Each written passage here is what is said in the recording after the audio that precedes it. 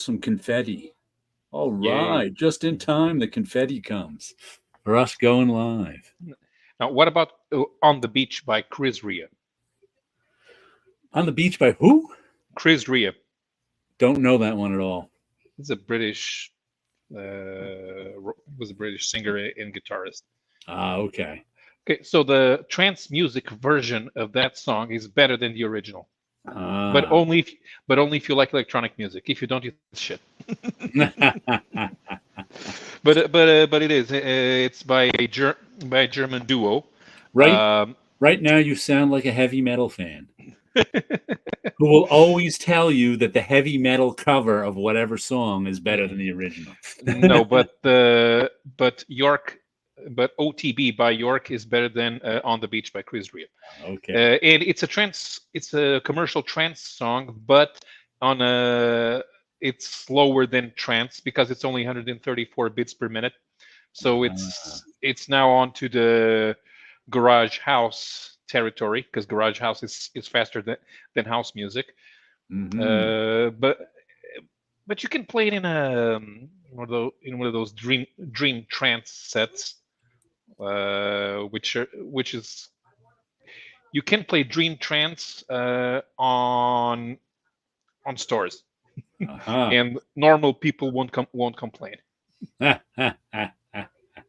Good thing Comic Crack's here. Good evening. Mm. The one person who's going to be interested in your trance music, dog. Hit a track this 166. afternoon and thought about you, pal. 166 beats per minute. Yeah, and if you Total start raver track. and if you start taking some mushrooms while you make it, you'll turn it into a gabber track.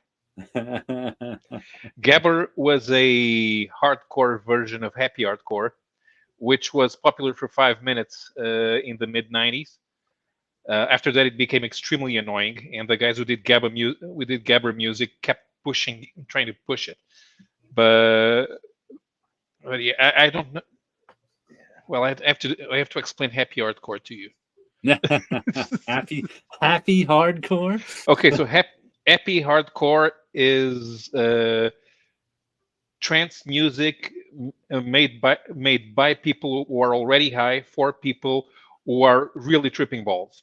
It's the type of guys who have pacifiers on discos.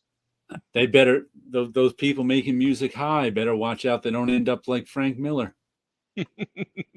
Did you read that article that Wilson sent us a link to an article on Frank Miller in Vanity Fair, I think it was, Yeah, I didn't read it yet.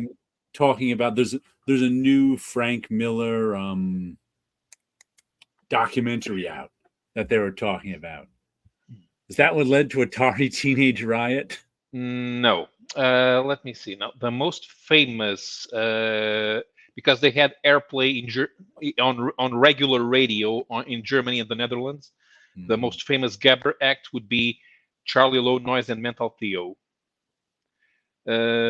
Scooter never ventured into gabber, but they left happy hardcore, and they in order to do a cover. What was the thing? Okay, so they did back in the UK, which samples Miss Marple's theme. Sampled Miss Marple? Yeah, can you imagine Miss Marple at? Yeah, that was it. And then they did a cover of that that guy, that punk guy. That punk guy. Punk guy. Joey Ramone? No. Who did Rebel Yell? Billy Idol? Billy Idol, yeah, they did.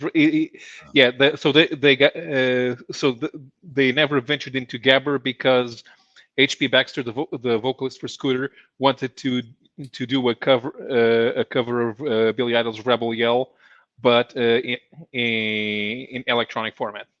With a rebel yell. No, faster, much faster. Much faster than that. But yeah, that Frank Miller in that article I was reading about the Frank Miller, the little interview with Frank Miller, back when everybody thought he was dying, and 10 years ago or whatever, it was alcohol. It wasn't disease. He was like, it was the alcohol that was killing me. Wasn't cancer. They didn't mention, but we knew that. We sort of knew that. I mean, I think they we knew mentioned that, liver. but now he's coming out talking about it. Yeah, because they always mention liver. Yeah. And I didn't realize, I didn't even know. I realized I know nothing about Frank Miller's personal life besides he was married to Lynn Varley, because they were talking about one of the people who helped him come to the realization that he was not well, because they were the interviewer was asking him, well, when you were that bad off, did you know you were that bad off? And he's like, no, that's one of the things about alcoholism. You don't know. You don't know how much you've deteriorated. It's all just normal to you. Right. Yeah, But it was some a woman who was a producer, and I think was a producer on 300, and became friends with Frank Miller. And I think she was a comic fan too. I don't know.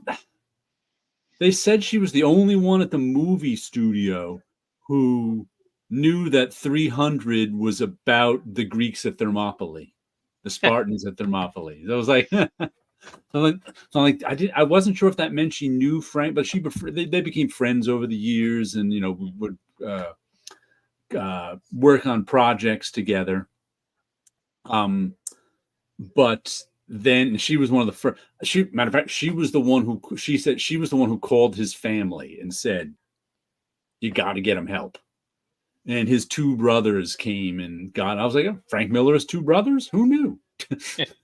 Wonder what they do. Yeah, we kind of really don't know anything about comic book people, because we only want to talk about comics with comic book people. Their creative process, where they came up with this, that, but not. I never even thought about Frank Miller having brothers. I mean, I know 62 Lefty Blues. I know J.M. DeMatteis is a Buddhist because he always keeps bringing it up. We know Dave Sim is a religious nut because he always keeps bringing it up. No particular specific religion, just kind of Judaism, Christianity, and Islam. He made his own. I know Dale Keown has a band. He's always had a band, but not always the same band. 62 Lefty Blues, reading Jack Jackson's Secrets of San Saba. I don't think I've read that one. I don't think I've read anything by Jack Jackson. Yeah, I don't know. Comic Crack, not sure if Paolo checks on the Twitter X anymore, but I uploaded a small sample. But when you put your tracks on your YouTube channel, I always check it. Yeah. But yeah, it was interesting reading. And it was too, I wish I had it at my fingertip, but I was like, how did this woman get to be a producer? Because it was like, there was just like a sentence at the beginning of the article explaining, who she was and how she knew Frank Miller. And it was like, oh, this woman was working at this Hollywood company, and this guy said, you want to be a producer? I'll make you a producer. And it was like, someone just says you're a producer? That's how it works? Really?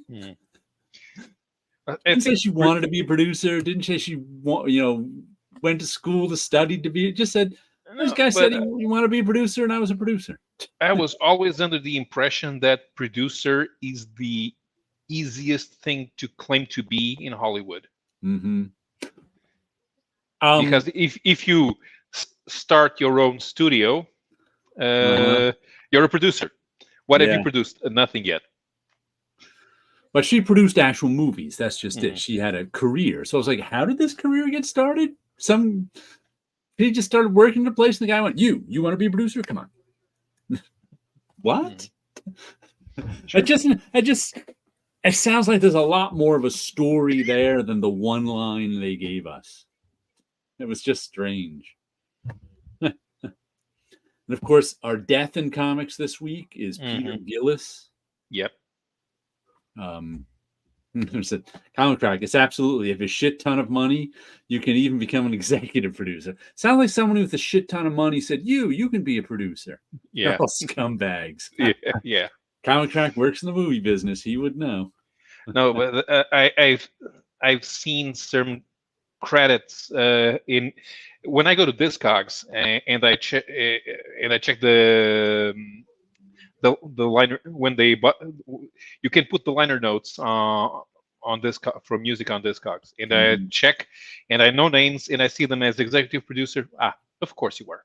Yeah. Well, I know that like in Hollywood, what we now call showrunners used to be the producers.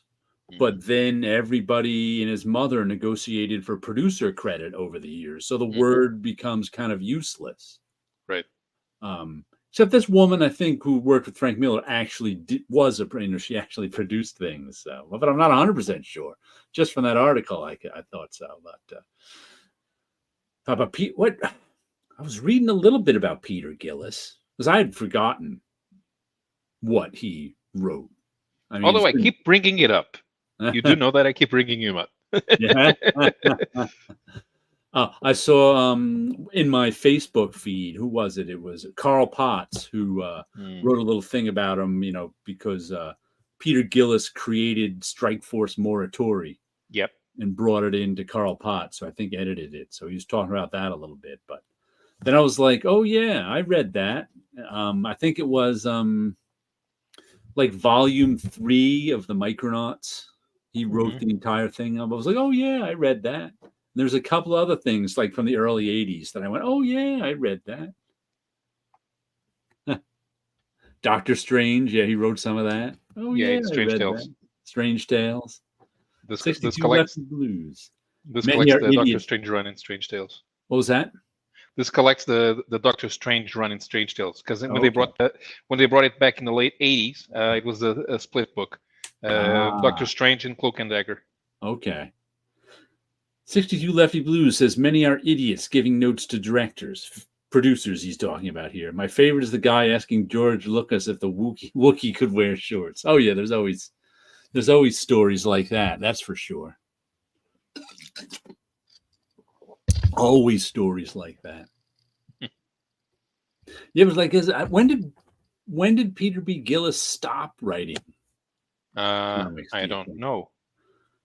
Here's the thing, because his credits I don't remember Marvel, his name from the 90s. Yeah, me neither. I mean, the last thing was probably Morituri, yeah. So I don't know why they did. Probably what always happens, the editors who hired him left. That will end your career. Right, and if it was Carl Potts who was mainly his editor, Carl Potts leaves Carl Potts was there into the early 90s. He left in one of the Marvolutions, I think. Yeah. In the mid 90s. Yeah, but Carl Potts edited Strange Tales too. But also, if your editor gets promoted and is no longer in charge of direct hiring, you can find your work diminished too. Like Carl Potts was a group editor, I think, in the 90s. And your assistant editor is not inclined to continue the policy. Right. Whoever the new guy, and sometimes when you're a group editor, you get your choice of the best books in the group. And so you got the best talent now. So now if, Peter Gillis was the most talented writer you can hire when you're just a regular editor, when you become a group editor, all of a sudden your choices get wider. And maybe Peter Gillis isn't the most talented writer you can hire, so you don't hire him. And the people who, were in your position have their own people to hire. So you can, as a freelancer, you can find yourself cut out like that. Yeah. If your editor leaves, if your editor gets promoted, it's kind of crazy how, which is why freelancers never say no. And the first thing I read by Peter B. Gillis was The New Defenders. Yeah, I never read that. So and it was a bit out of. I'm reading Marvel as anthologies, and New Defenders was one of the backups in Captain America. So it was kind of out of place there, but it would have been out of place anywhere on the other Marvel titles that the publisher had. It's not an easy read Gillis does not write superhero stories. Right. So the Defenders was good for that. Doctor Strange is good for that. Morituri was his personal project. So if you don't put him into one of the more recognizable properties, is never going to be in demand, no matter how talented he is. Right. Especially if you run into an editor who doesn't understand your work. That's true.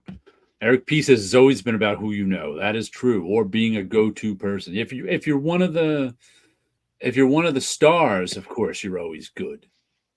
Or if you're that guy who can get the book out on a tight deadline, you've always good. But you'll always be doing that too.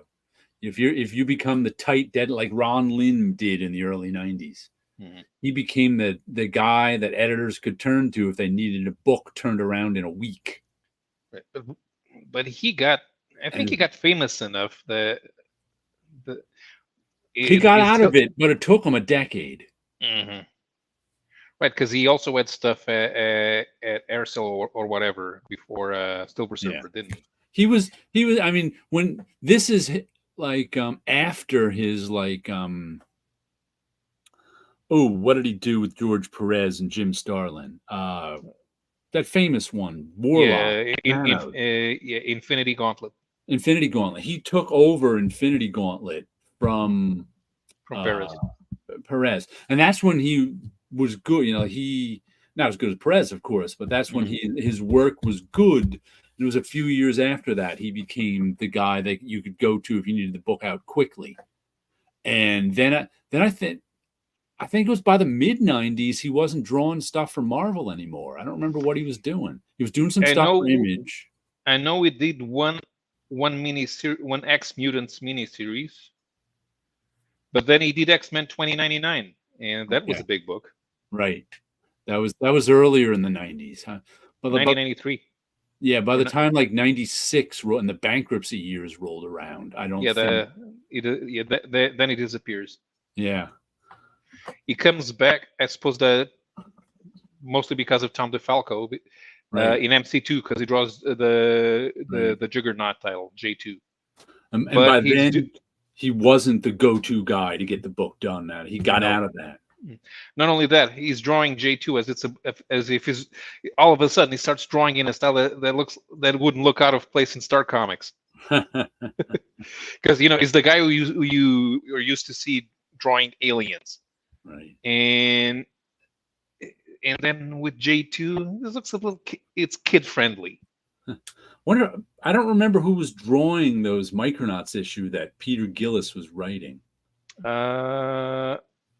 Volume 3, I think it was. Memory serves. Volume 2. Volume 2 was Kelly Jones drawing some of those? Either drawing or inking. So he was starting out on some. I haven't seen those in a while. You can get the omnibus of them now. I think there's 2. There's at least one, if not, there's 2 ROM omnibuses out now. I think there might only be. Oh, we got some balloons. There might only be one Micronaut so far, but there'll be others. ROM at 75 issues and 4 annuals. Micronauts at 59 plus 20 issues. In one annual. It's 59, the original title, and 20 was the one that was called New Voyages. Good evening, Wilson. Hey. Did you know Peter Gillis, Wilson? I did not. I know that he worked on Strike Force Mortuary. Yeah. Because that was a name that Carl Potts posted on his right his recollection of him. That was the only place I recall. But I did not know him. Yeah, I don't recall ever meeting him or even sending artwork to him. So I don't know. We were trying to remember. Well, he was a writer. Oh, okay. But we were trying to remember if he did any work for Marvel in the '90s, and I'm not sure he did. The name was not familiar. Yeah, it was in the '80s, definitely. Definitely. And how are you doing tonight, Wilson? I'm doing okay. I just was catching up with stuff and then trying to make sure everything worked. The earphones weren't even charged fully, so I'm connected with a wire. So just all types of stuff going on. Even had to try to get my printer to work today. Ran into the same problems as last time, where it's like, no, this time I'm pushing the wires in, and for some reason the computer was trying to select. It sees the printer, but it sees it twice somehow. Mm-hmm. So it's choosing the one that wouldn't work. So I had to end up I had to get rid of that icon and then have it just select whatever printer is on there, and it seemed to work now. I've had that happen before. Sometimes you get duplicate drivers in there, and I don't have 4 printers, I swear. Right, exactly. You know what happens on a Mac when, because usually on my desktop, I have it hardwired rather than the Wi-Fi. If I turn the Wi-Fi on, and this is some sort of glitch in the Mac, if I have the Wi-Fi on, it will say it can't find my computer and rename it with a new number. Like my computer's just named Jared's Mini or something. And right now it's on Jared's Mini number 5 before I turned the Wi-Fi off and said, I don't need any Wi-Fi. Right. Like, but it was just like, it just keep every week, every month or so, it'll go, can't find Jared's Mini. Can find Jared's Mini 1, though. We'll hook up to that. Can't find Jared's Mini 1. Here's Jared's Mini 2. And it's just I read up on it. It was like, it just does that when you've got the Wi-Fi on. Okay. I'll turn the Wi-Fi off. Because sometimes I had a little, pants, I had a little belt and suspenders thing going where it was hardwired and the Wi-Fi was on. In case, one slowed down for some reason. Switch to the other, but there's no real reason to do that. The thing I want to show you guys tonight that I finally read is Grendel Devil by the Deed Master Edition. Now, this is the one that came out in 2022. Let me see, 2023, pardon me, came out just last year. They must have gone through editions fast, because I got my copy within months. And I think it says it's a second printing. So I'm like, wow, it must have sold out fast. First edition, November 2023, but mine's got I think the 2 is the first number. Yeah. For those of you who want to from any book since like the mid 70s, if you want to know what printing it is, they've got this little string of numbers in there. And whatever that first number is in that string is your printing. And my first number is 2. But some terrific artwork.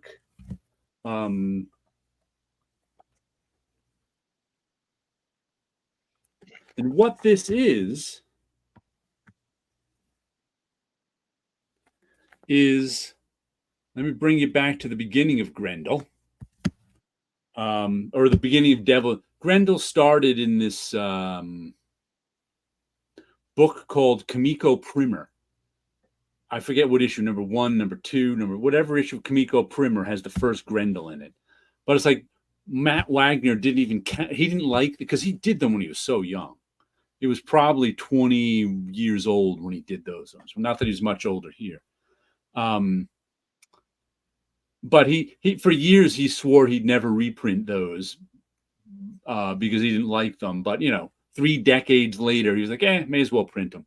And so there is a collection of the original Grendel Primer ones that I have. For those who out there who want to know what a primer is, people often call them primers, but they're not. Primer is a paint, primer is a book. So anytime you see Primer and it's a book, it's a primer. If you see Primer and it's a paint, it's a primer. People often say primer for both of them because they just don't know. But a book is actually a primer. But this is Mage number 6. And in the back is the beginning of Grendel Devil by the Deed.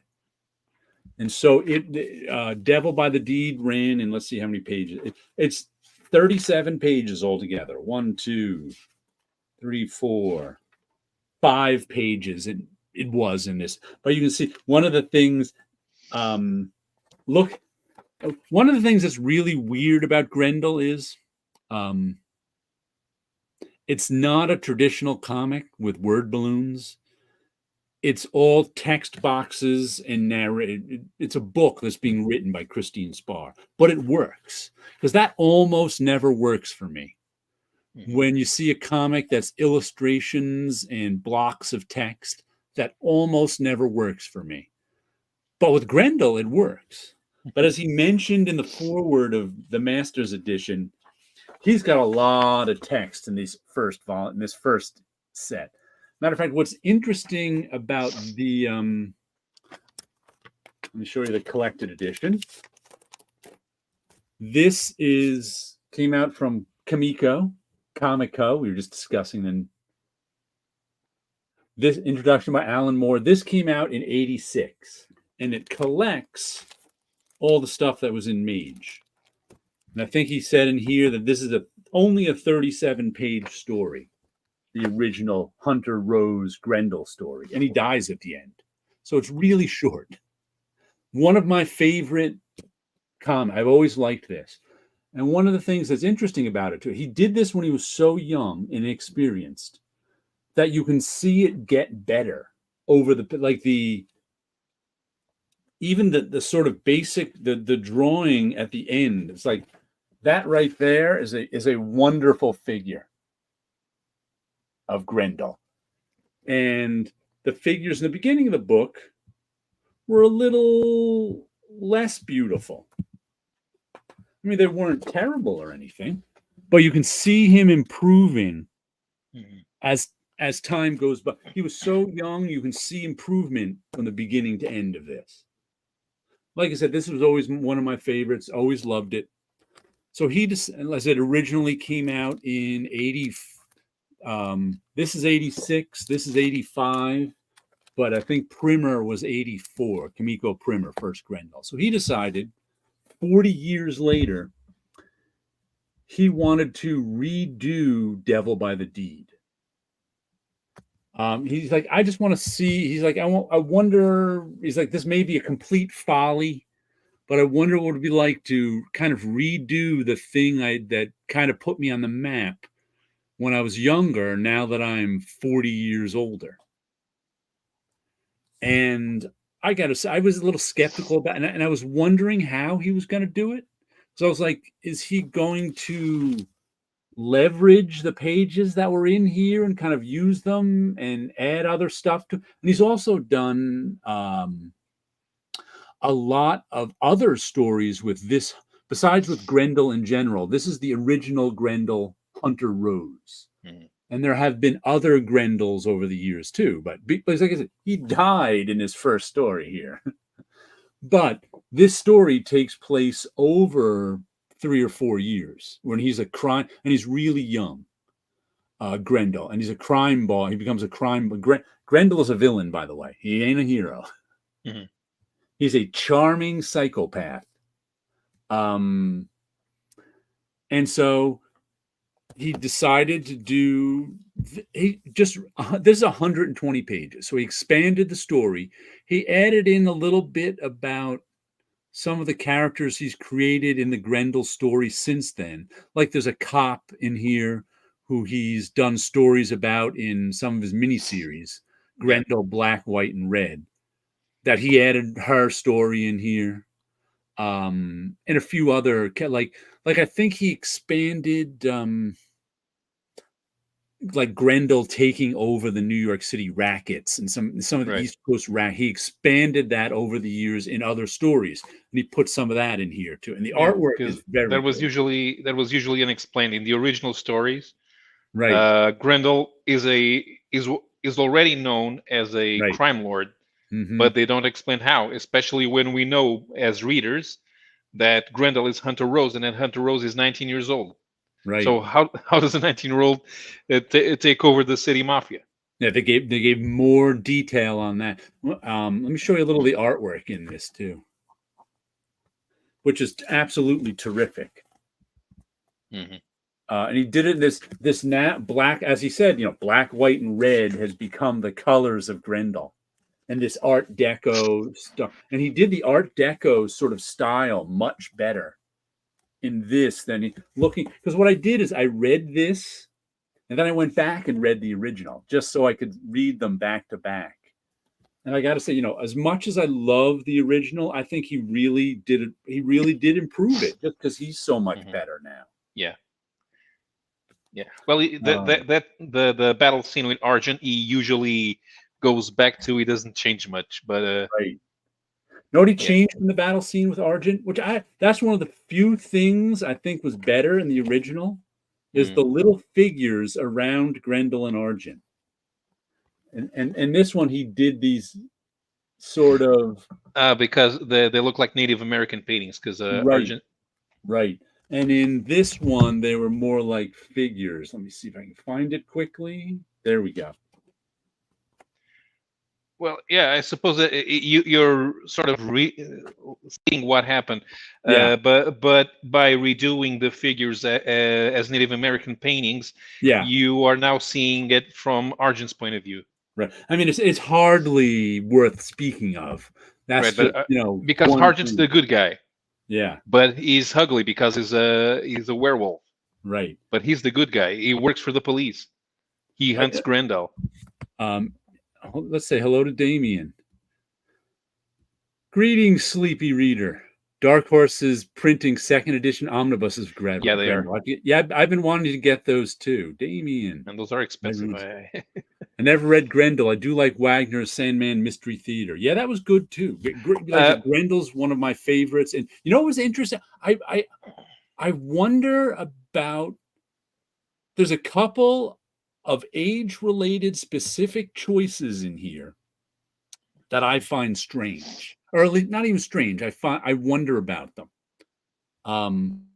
because in the story of Grendel is Hunter Rose, and he's a prodigy, and also no one knows what made him so smart and physical. Like he does have superpowers to an extent, and that he can take on a room full of gunmen and kill them all with just his forks there, his knives, his spear. There's two knives on the end of his spear, and it also has electricity that can go through it. But here's a guy with and he was like a world-class championship Olympic fencer too. But that wouldn't normally make you be able to take on a room full of gunmen and kill them all. But he can take on Argent, who is a werewolf. So he has some sort of special abilities, but no one really knows what they are. No one really knows why he has them. And he's also extremely smart.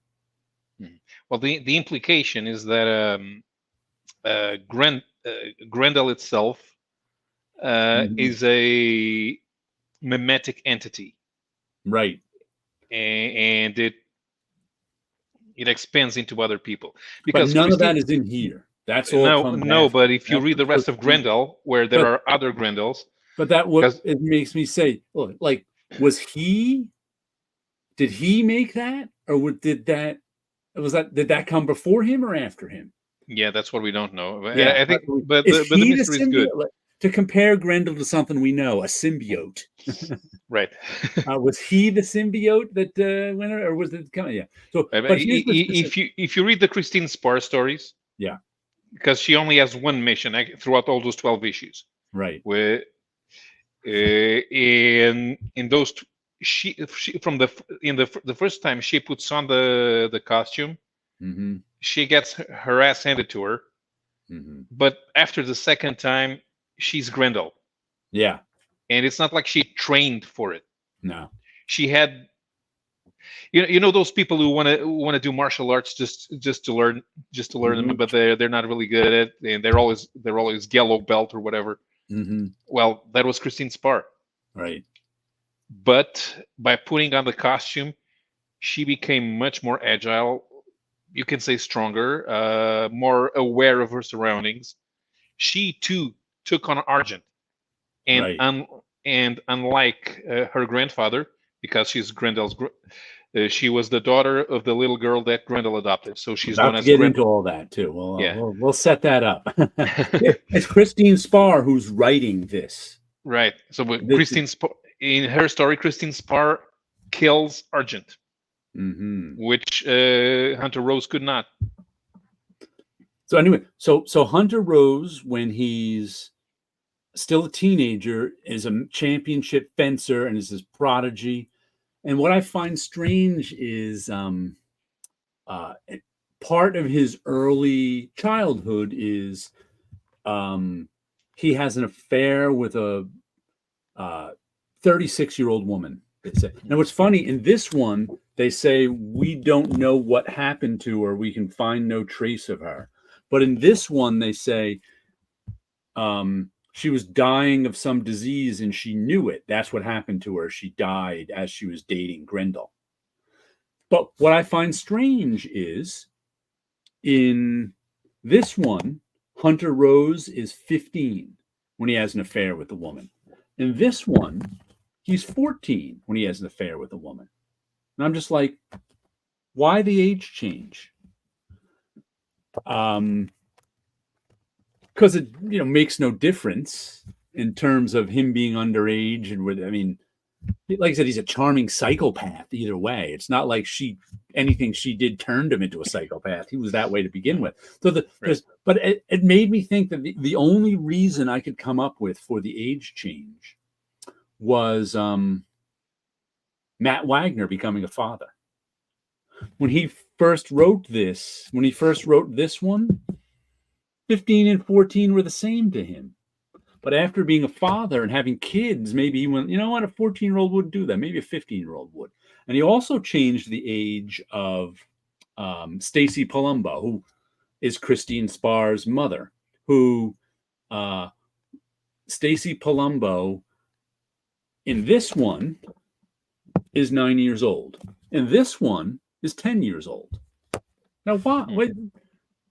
I just find that strange. Maybe because he was like being a father. He's like, I don't think a 9-year-old would do that. I think she had to be 10.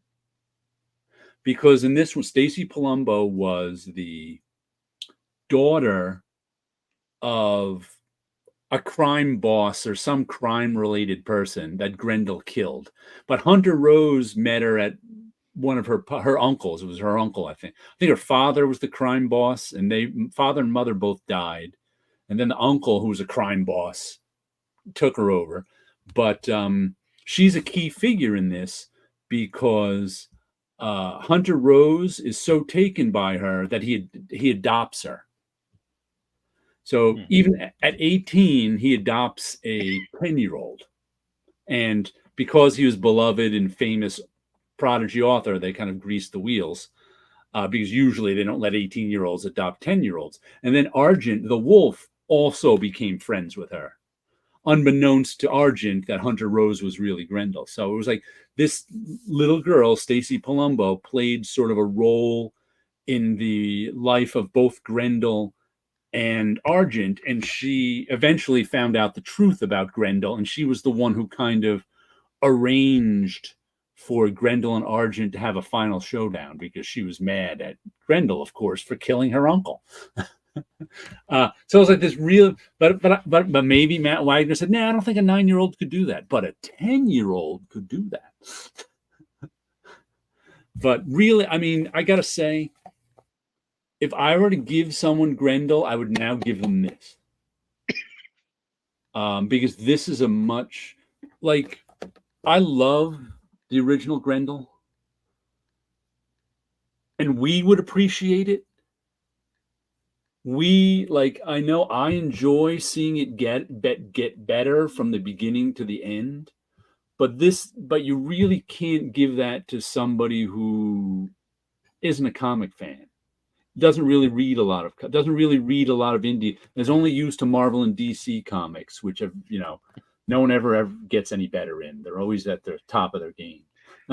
So I think I can convince people who only like European comics to try the Masters Edition. They'll probably like it. This I think anyone would like. It's just that well done. So, I was really surprised by it because, like I said, this is a sentimental favorite, and it's real good. So I was surprised. Matter of fact, this has been sitting around for 6-8 months. That's that's how long it's taken me to get to it. But I finally did, and I was like, wow, that was better than I expected it to be. There are, I mean, just the artwork in it is, and it reads so well. Even just flipping through the pages, the artwork isn't as good as when I was reading it because it all flows together so beautifully. So I gotta say, I would recommend it. If I were to want someone to read Grendel, I would now give them this first. Right. Because even before Batman Grendel.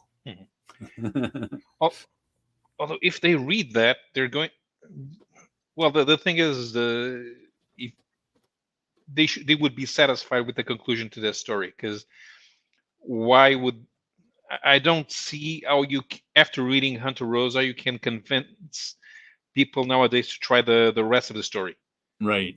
Because first you have Christine Spar, and that's about, 35 years later?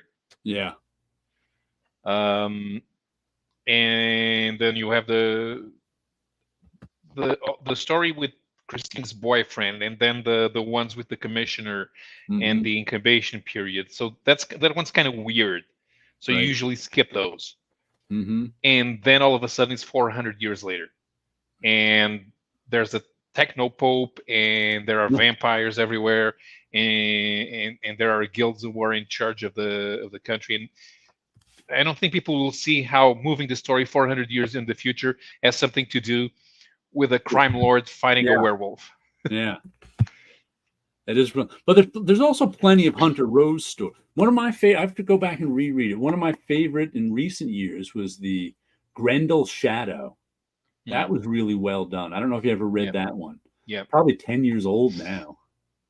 But that was about, that was a good one. I really enjoyed. But Grendel's so good for crossovers because he's a villain. You don't have to have a pretend fight that comes to no conclusion. It's okay to foil Grendel's plans. He's got plenty of other plans. He doesn't even care. Like in Grendel's Shadow, he somehow went back in time. Just went back in time. All right.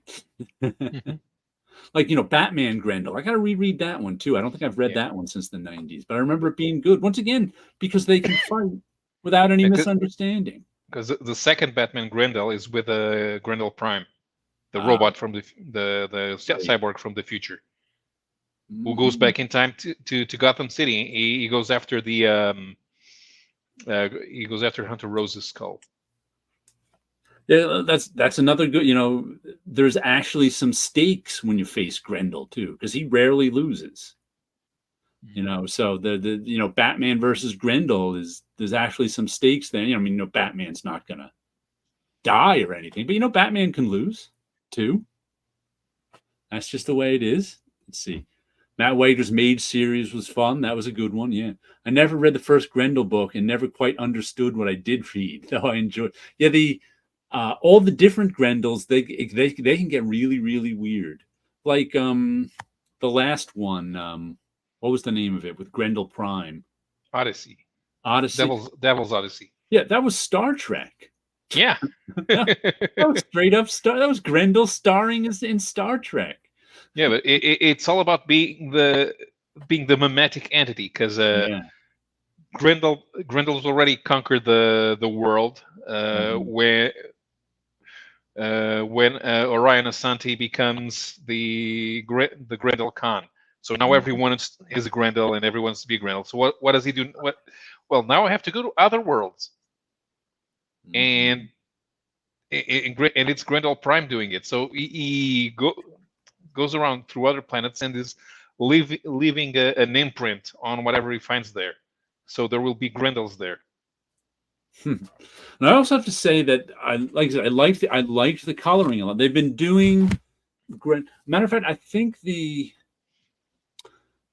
first Grendel story after he died in Devil by the Deed was in Kamiko put out a sampler in like 1988, I think it was.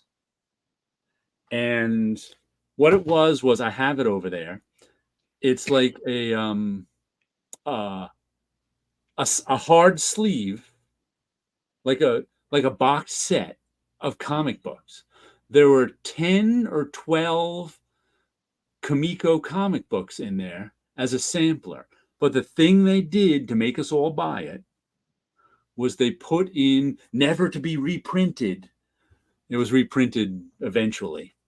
A story called Grendel, Black, White, and Red. And it was, I don't know, 10-page, 12-page story, Grendel story about him taking over the New York mobs. A matter of fact, I think he actually, one of the splash pages is and there wasn't even a cover on it. It was just like 12 individual pages. I forget which one, but like one of them, I remember the splash page. He kind of did something kind of like it in here, but that gave them, I guess, the motif for, and it was all colored in black and red, black, white, and red. Hence the name. Here it is, Devil's Vagary. The Devil's Vagary. Okay, and I think there was something like this as the splash page. But so then after that, all the Hunter Rose stories were in black, white, and red. Hence this one, as he says, I guess that's our theme. So this one's in black, white, and his son colors it, does a good job at it, black, white, and red. But I point that out because if you get, like, this is the one that came out in '86. If you were to get the original Devil by the Deed now, this is what it looks like. And they recolored it in black, white, and red. And I'm not really another reason I was skeptical about getting this is I don't think the black, white, and red color works in this edition. I much prefer the original color. But oh well. But I got to say, if you want to read the original Grendel Hunter Rose, get this one and read it. And if you like it, you can always reread the original one. But I think this is actually now a better starting point for Grendel. Because, like I said, Matt Wagner's a master now. And he's telling the same story with more details in it, but still masterfully. So I got to say, I'm really, really happy with the master. No, it's not normal for Americans to do that. No, that's definitely not usual. And even in Europe, you don't do that much. No. But the most famous example is that Hergé redrew most of his old stories. The first, I believe, the first 9 albums were all redrawn. Oh wow! Of Tintin, yeah. Now, why did he redraw them? Quality. He wasn't happy with the way he drew when he was 20 years old. Okay. See, and now he was in charge because he wasn't working at the. He had now launched Tintin as its own magazine. Right. So he was serializing Tintin in the magazine instead of in the newspaper, because the Tintin started in a newspaper Sunday supplement, youth for the youth. The newspaper was Le 20e siècle, the 20th century, and the youth supplement was called Le Petit 20e, the young 20th. And a bunch of other guys were launched in there as well, and they worked with Hergé. They were his assistants, and then all of those migrated to the Tintin magazine with him. And during that time, Hergé redrew the old stories, most of them, in order to make the new albums better, so that they would fit better with the collection, quality wise. Yeah. There was one other weird thing in here that makes me like, I've got all the other Hunter Rose Grendel stuff I've read over the years, but I don't remember it all as well as I remember Devil by the Deed. So there was one new set, and the conceit of this is that it's being written by Christine Spar, the daughter of Stacy Palumbo, who was the young girl adopted by Grendel. And since Grendel died at the end of this, Stacy Palumbo inherited all of Hunter Rose's stuff. And since Hunter Rose was an author, a very prolific one too, because amongst his superpowers is he'd write a best-selling novel in 4 days. He had a lot of he kept journals of his thoughts in life. So this is Christine Spar telling you about what's happened in those journals. So at one point in the story, she's going over how, he took over the New York mobs here and there and his battles with Argent or whatever. But at one point, she's like, he obviously tore up the journals. It had something to do with, were they Chinese gangsters, maybe? Gangsters that hadn't come under his thumb yet. And the story of how he got them under his thumb, he tore out and ripped up and then just went on with the story. And she's like, I don't know why. There's been much speculation about what exactly happened during that time. And I was like, I wonder if he already wrote that story. And because it could be in one of the other Grendel Black, White, and Reds, but I haven't read them in so long. And I'm like, I wonder if that particular story, if I went back and read that story, it would tell me why they were torn out of the journals in this one. Because it probably does. Or has he not written that story yet? I don't know. I think it's probably written. And if I knew those other Grendel stories, I'd know why that was torn out of the. But I found that interesting too. I'm like, wonder why he put that in there. Is it a real thing? Let's see. Maybe he didn't like the stories and he decided, I'm not going to write this and that'll be part of it. Friar Tuck, I was always curious about Grendel, but just couldn't pull the cork. Same with Mage. Well, Mage is easy. There's 3 volumes of it, 15 issues each.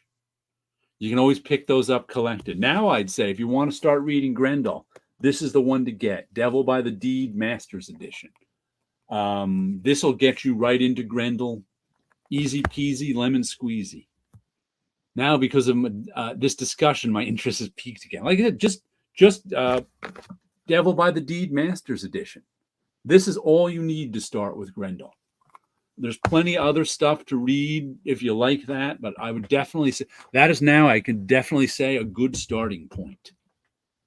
Better than the original Devil by the Deed, I have to say. I would rather somebody read this first than this.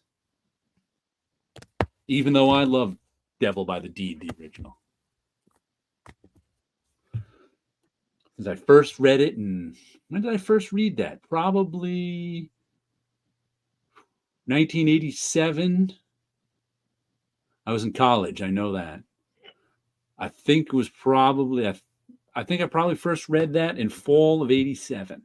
Came out in 86. And a friend of mine who I went to college with loaned it to me. He's like, oh, you got to read this. You haven't read this? I'm like, because I had just started reading Mage as it came to its end. I got the first issue of Mage, then went away to college and went, oh, well, I missed those. And like, it was one of those cases where I got the first issue, but didn't put it on my pull list. And by the time I got back, like issue 4 was out. And I was like, oh, well. Guess I'm not reading Mage. I was young. I missed a couple issues. I was like, there's plenty of other stuff to read. And then, once again, I was at college a couple years later, and they had like 3 or 4 issues near the end of Mage in the 25-cent bin. So I think I read issues like 1, and then 12, 13, 14, and 15. That's how I read it. And then I went back. And that was one of the first things to be in collected editions, Mage. So they had these oversized collected editions by Starblaze or somebody. And since I was reading those, my friend Pete went, you got to read Grendel. I was like, oh, okay, I got to read Grendel. Then I went to I think one of those years I went as Grendel for Halloween. That's when I learned that. And Grendel is actually an easy costume as long as you can get the mask. Right. And I happened to, I don't even know where I got it before. I wasn't even thinking about being Grendel for Halloween. But then I found a full face black mask. And I was like, ooh, I could paint that Grendel symbol on there. He's got a cool mask, too. He does. He definitely does. I could paint that Grendel. So I went, and that's when I also learned that when it's out at Halloween and you've got a full face mask on, people get freaked out. They do not like that. People do not like not knowing who you are. Yeah, especially if you're carrying a spear with 2 knives. Yep. Right. Mine only had I had a long cardboard tube that had 2 butter knives from the cafeteria taped to the top of it. But I kept moving it fast so no one could see their butter knives. But I also relearned that when speaking of we mentioned Matt Wagner's Sandman Mystery Theater. Stick from Marvel went as Wesley Dobbs one Halloween. So he had the full gas mask on. And we were out at a party somewhere, and people were like, who are you? What's going on? Who are you? Because no one knew who he was because he had a full mask on. It was one with the trench coat and other stuff. And he wouldn't speak to give away who he was. So for like half an hour, people were creeped out. That was quite funny. But yeah, Devil by the Deed, Master Edition. I was really impressed by it. Now we'll have to see what Matt Wagner's doing next. Well, I think he's doing more Grendel. I think so. He's got other projects. Yeah, that's right. He's doing another Grendel Prime, right? Another Grendel in space one. Mm-hmm. What really was Star Trek. I mean, he was going out searching for worlds that could be the planet. He was finding strange new worlds. And did you go to the comic shop this week, Wilson? I did. I picked up the book that was waiting for me in my pull list. I haven't read any of these. Amazing Spider-Man issue number 52. We get you big Solo. Up, they're doing that cover again. Another piggyback. Oh, yeah. And I think this time that might actually be Peter. Oh, okay. So that was Peter is Green Goblin? Yes.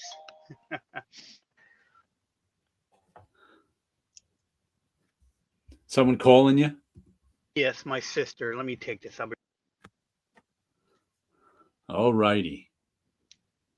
His sister.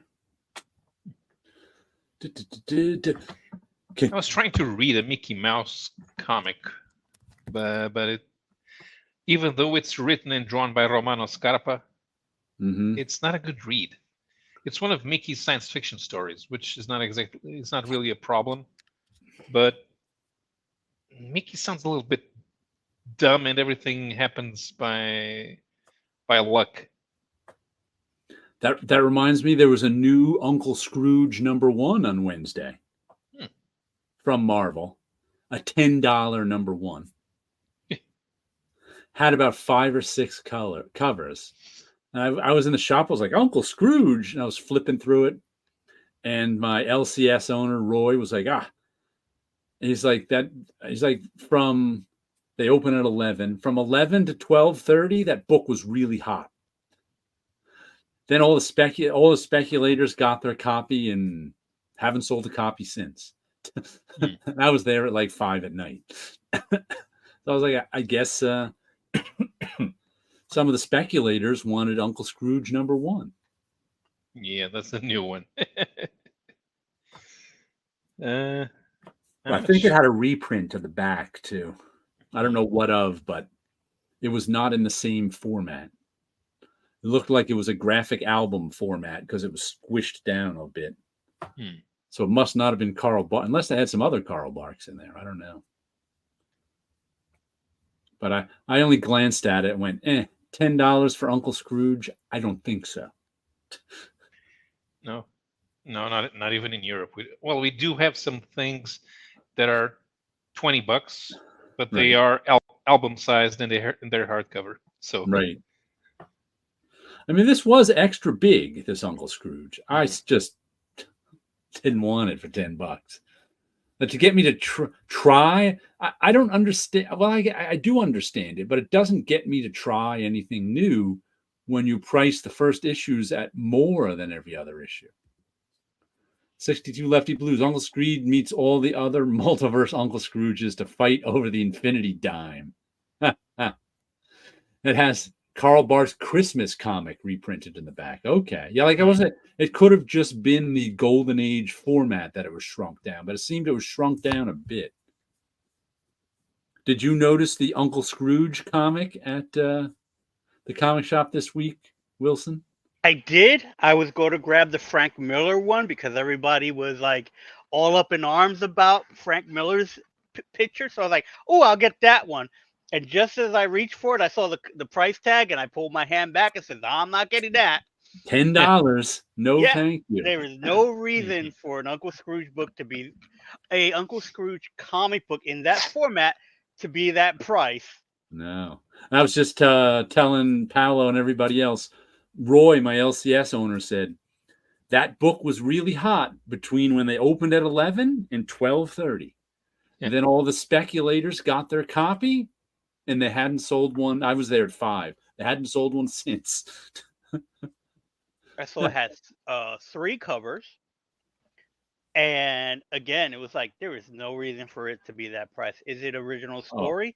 Is it a reprint? I think there are some, and there are some 62 Lefty Blue says Carl Banks reprint in the back, but I think there was new stuff. 62 Lefty Blues says, I skipped it too. Wait for it to show up in the dollar bins. Yeah. Yep. Because I was like, $10? No, thank you. It was, no reason. I saw a bit of a, like I mentioned, there was a hullabaloo when people saw what Frank Miller's image looked like. Oh, I didn't even notice that. He did. He drew one of the covers. Okay. And, Frank has a definitive style. And I'm sure Frank is enough of an artist that if he wanted to mimic an Uncle Scrooge comic cover to look like a on-brand Uncle Scrooge cover, he probably could. But he was hired. Doesn't interest him in the least. Right. He was hired to be Frank Miller to draw a Scrooge cover. He drew it, and people went insane about it. And my mentality is like, Frank Miller, he was asked to draw something. He's going to draw it in that Frank Miller way. So for me, that was why if I was to buy it, it was going to be that one. But when I saw the price, it's like, no. 62 Lefty Blue says that was the same price as the Penthouse comics and no nudity. Can you believe it? So what was that Spider-Man? You want to show us that again? Oh, yeah. So Spider-Man, issue number 52. There we go. I believe that is supposed to be Peter Parker as the Spider Goblin. Right. I think that's where the story was heading. So that's what I think that is, which will probably be a new toy at some point. And here he is fighting, I think he's now named Chasm. That used to be the Scarlet Spider at some time. So that's the clone, Ben Reilly. And I think Peter switched to this suit to give him the upper hand in fighting Ben, I think. Who's the bad guy? Me for buying it. I think I am not too sure what the storyline has about it. I think actually Peter was possessed by the Goblin. Okay. So I do not know what the storyline is. It's like I said, I haven't read this issue. I just know that they were going in that direction with the story in the first place. So, but I have not read it. Looks like this is artwork by Ed McGuinness. Okay. He's always fun in almost any comic book, really. Yes, Ed McGuinness and Todd Knock. He does a very frenetic Spider-Man, I think you said. Very. it's a very cartoony, very action oriented, lots of movement. Yes, so there's always like something going on the page. And I always like Ed McGuinness, like on Superman and stuff like that. He always draws like chunky characters, and I think he's fun when he does that. And since it was just mentioned, I will show off Penthouse Comics issue number 3. What was our over-under on this, 10? I think so. I think so. I forget the number we put on. I think it was 10. We were discussing how long it would last. We weren't, but it says in here, let's see. The Penthouse Comics team, there's not even a name to the editorial. With this issue, we're reaching halfway through the first year of publication of Penthouse Comics. Just a short time, we've finished in the first arc of Miss October. We've now surpassed 70,000 copies sold and continue strong with issue 3. So I'm like, okay. If it's selling 70,000 an issue, it'll be here. But I don't know how true that is. You can't always take them at their words. Is that sell true, or is that what they sold to the shops? The 10 issues, I think, was our over-under, whether you thought it would make 10 or not make 10. And it's interesting that there's no nudity pulp related lately. Nope. No. But this has, I really enjoyed this issue. I did not enjoy the covers. This was they didn't seem to have any good covers. This was the one I picked, and it's okay. This cover doesn't particularly thrill me. I don't even know what it's supposed to be. This woman with her gorilla mask taken off, lifting these two. I don't know. Is that supposed to be Bob Hope and Bing Crosby? I don't know. Don't know. It looks like it should be a King Kong type of thing. Yeah. But there's Mighty Joe Young. But here's our lineup. Gun Crazy continues. I Spit on Your Grave continues. The Dead All the Same Skin continues. I think The Dream continues. And The Diaries of Working on Porn Movies and Living with Performers, as told by Brandon Graham, is new. That one was funny. I did not realize Brandon Graham used to live with porn performers, and he's telling you the story of when he did and the funny things that happened. And then let's see, the first story is, what is the name? Gun Crazy, which so far they're like, don't worry, it's all going to connect. Crazy so far, like the last issue, I think we were introduced to 2 characters, or the first. So in this issue, we're like, so far there's been like 4 stories in Gun Crazy by these 4 different people. I guess all like an episode of Seinfeld that all crashes together at the end. And then it's funny because Jean-David Morin, I Spit on Your Grave. Is I Spit on Your Grave an American novel? I know there was a movie called that. Yeah, it says that there's been a bunch of things based on it. Let me see. Hold on. Let me see if I can find that intro. Where is the intro? Yeah, because I knew the movie too, but it's based on a book. And where did it go? I Spit on Your... Okay. Nope, that's not what I want. Where did it tell me what it was? I must be in this beginning here. It's time for some answers. And in I Spit on Your Grave, we have 30-page special that provide just that. I Spit on Your Grave is an adaptation of the ultra-violent and controversial novel by Vernon Sullivan, a pseudonym used by Boris Vian, V-I-A-N.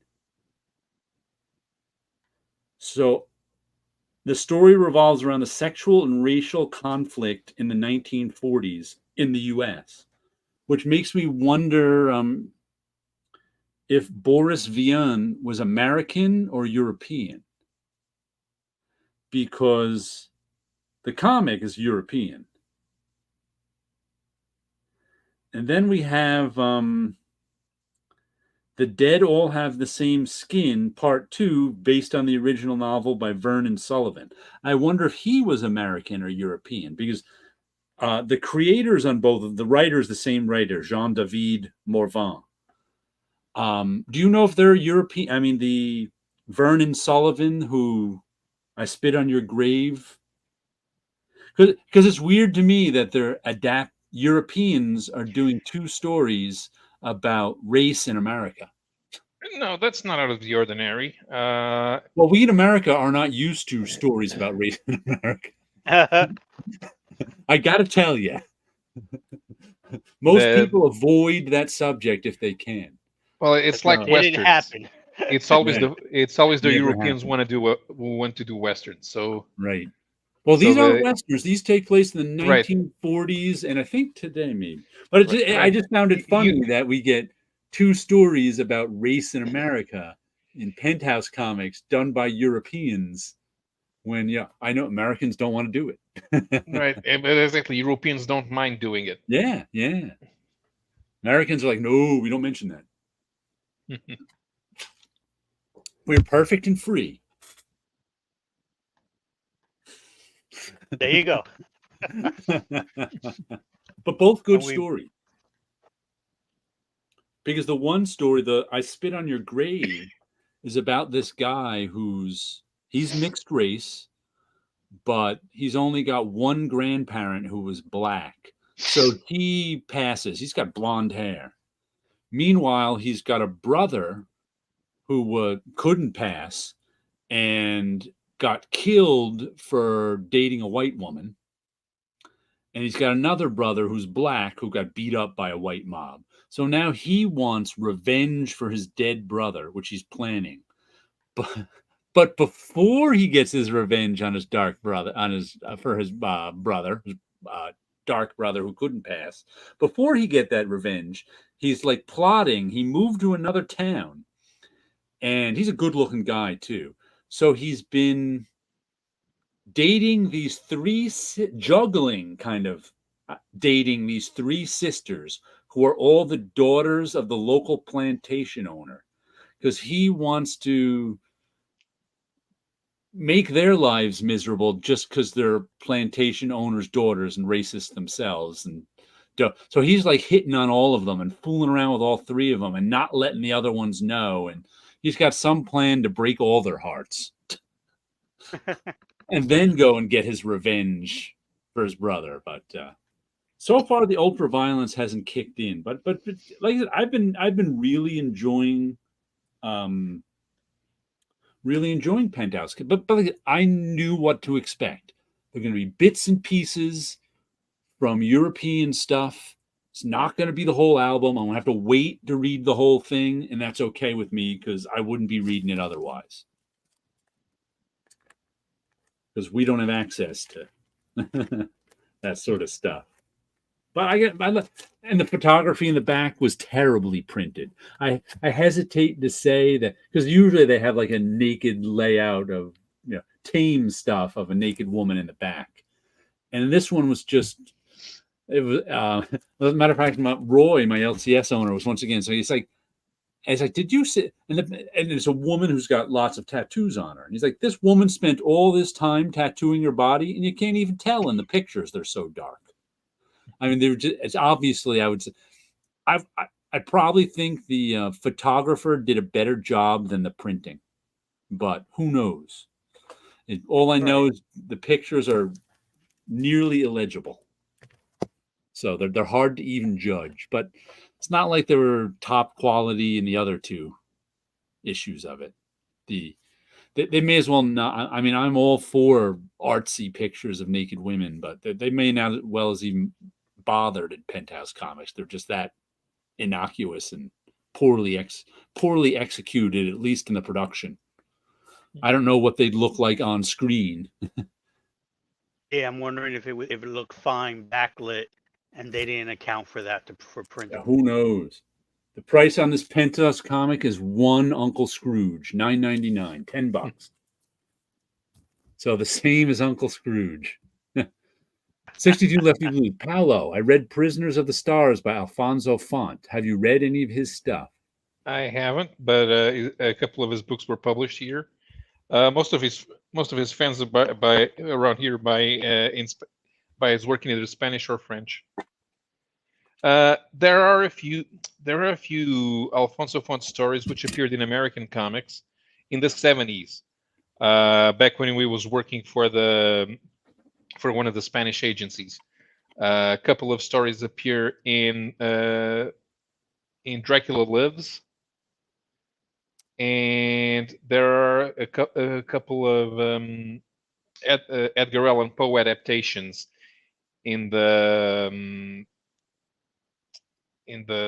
magazines from Saul Brodsky's publisher, in Nightmare and Psycho. I've never seen those. I know of them, but I've never seen them in person. I noticed on Facebook, I keep getting ads for digital versions of old, I think they're Warren books. There's Vampirella. You can get like every Vampirella for $5 download digitally. There's those those Warren Spirit magazines. There might be the Rook. There's a few others that I was like, they just popped up in my Facebook feed ads. It's like, oh, $5, get this. I was like, oh, I wonder if those are official or not, or somebody just decided to do that, because so many Facebook ads are scams. So yeah, a few of other font series are more famous than. Well, probably not. No, Prisoners of the Stars is very well known in Europe, but there are a few other things that are also famous, but they're not available in English. So that would be Clark and Kubrick. That was published here in Portuguese. Taxi was not published in Portugal, but it was published in French as well as Spanish. It was serialized in CMOC. And I think at least one of the albums that was serialized in heavy metal, and Roner. Roner was just printed here, and I don't know if Robinsons of the Earth is still in print, because Robinsons of the Earth appeared in Piff Gadget. It was written by a French writer. With the guy who created Roger Lecuro. Here's an eBay thing that I want to know if Wilson has heard of, because it's the first time I've run across it. As you know, I've been buying those Submariners. So I'm looking at a lot of Submariners on eBay, which leads to, random sellers or whoever say, I don't know if it's eBay or the seller saying, oh, here's your discount on that Submariner if you want it. It was $5.50, now it's $5 or whatever. And I found this one particular seller, a couple of discounts came through. And as you know, on eBay, most of the sellers are willing to combine shipping. So this seller was like, combined shipping with me, $6 for the first book, 50 cents a book afterwards. All right. And usually the way you do that is, and he even says it, and you put them in your cart, have me send you an invoice, right? That's how you get combined shipping. Right. Is you don't pay for them right then. This is all buy it now stuff, not auction. You don't pay for it then. You say, send me an invoice. He sends you an invoice, and that's when you pay for it. So you get the combined shipping. So I was like, all right, he's got a couple of issues I might be interested in. Let's see what other Submariner stuff he has. So I did it, went to his eBay store, found maybe, it must have been 5 Submariner issues. Like, all right, put them all in my cart, went to my cart, and eBay says, since these issues were discounted, you can't combine shipping. So they wanted $20 for the comics and $30 for the shipping. Because I think 5 times 6, it was 5 comics I must have gotten. And I was like, I've never seen that before. That's nuts. Yeah, that sounds like a glitch on it now. Usually, what happens in Oh when no, they I'm had on a eBay, notice. They had a little circle with a thing you clicked on and said, "No, we're not combining shipping," because that wasn't a glitch. right? Huh? Because these comics have already been discounted, you can't combine shipping. I was Right. like, huh? Which led me to believe that it was eBay that was discounting them, not the guy. That is very well possible. That it could have been eBay doing something. Because usually, the way we usually will give somebody a discount, if you click that you like the item, Right. you looked at it, you liked it, you were interested in it. Put it on your watch list. Right, put it on your watch list. The seller will get a notification that your item was looked at by X amount of people. They don't really tell you the number. But it's Right. like people were interested in this. You could send an automatic discount. So I could just basically tell eBay, these 4 items that were looked at, send a 10% discount to anyone who looks at it. You could do a automatic discount, meaning if anyone looks at it, they can get a discount. Right. So to get around that, since you can't check out that way, you just contact the seller. Says you're interested in these following books. Let him know that you attempted to do what he suggested. 9 times out of 10, what he'll do is he'll make a special listing just for you. He'll send you the link to the listing, and then you can bypass all that stuff. I'll have to try that. eBay will still get their money, but whatever that, not glitch, but again, because eBay also gets a portion. eBay also gets a portion of the shipping costs. Right. They don't want discounted shipping. Right, exactly. So because if you buy 10 individual items, and they get their cut on the item and they get their cut on the shipping. Well, right. Looks like 62 Lefty Blues was saying something similar. Yeah, contact the seller directly and ask them to send you an invoice of what you want. And yes, it is eBay doing that. Yeah, but that's the first time I've run into that. Right, I hadn't run into that either, so that was new to me as well. But I could see them doing that. Yeah, they nickel and dime wherever they can. That ain't nickel and dime. Wherever they can. No, that's actually a lot more. That's $30 shipping. That's $5 and $10 for an $8 shipping fee. Yeah, that's $22. And I only got, after my 14 comic week last week, only 5 comics on my pull list this week. Penthouse Comics being the first of them. Let's see what else. Another new one. Helen of Windhorn, number 3. Once again, the art continues to be beautiful on this by Bilquis Evely. Tom King writing it. And this is the sort of Lovecraftian story where we had the English woman come to Texas to try and help raise this rich guy's granddaughter, her father and mother having been deceased. And then at the end of the first issue, the grandfather shows up and he's clearly some kind of fantasy character. And at the end of, like I said, beautiful artwork.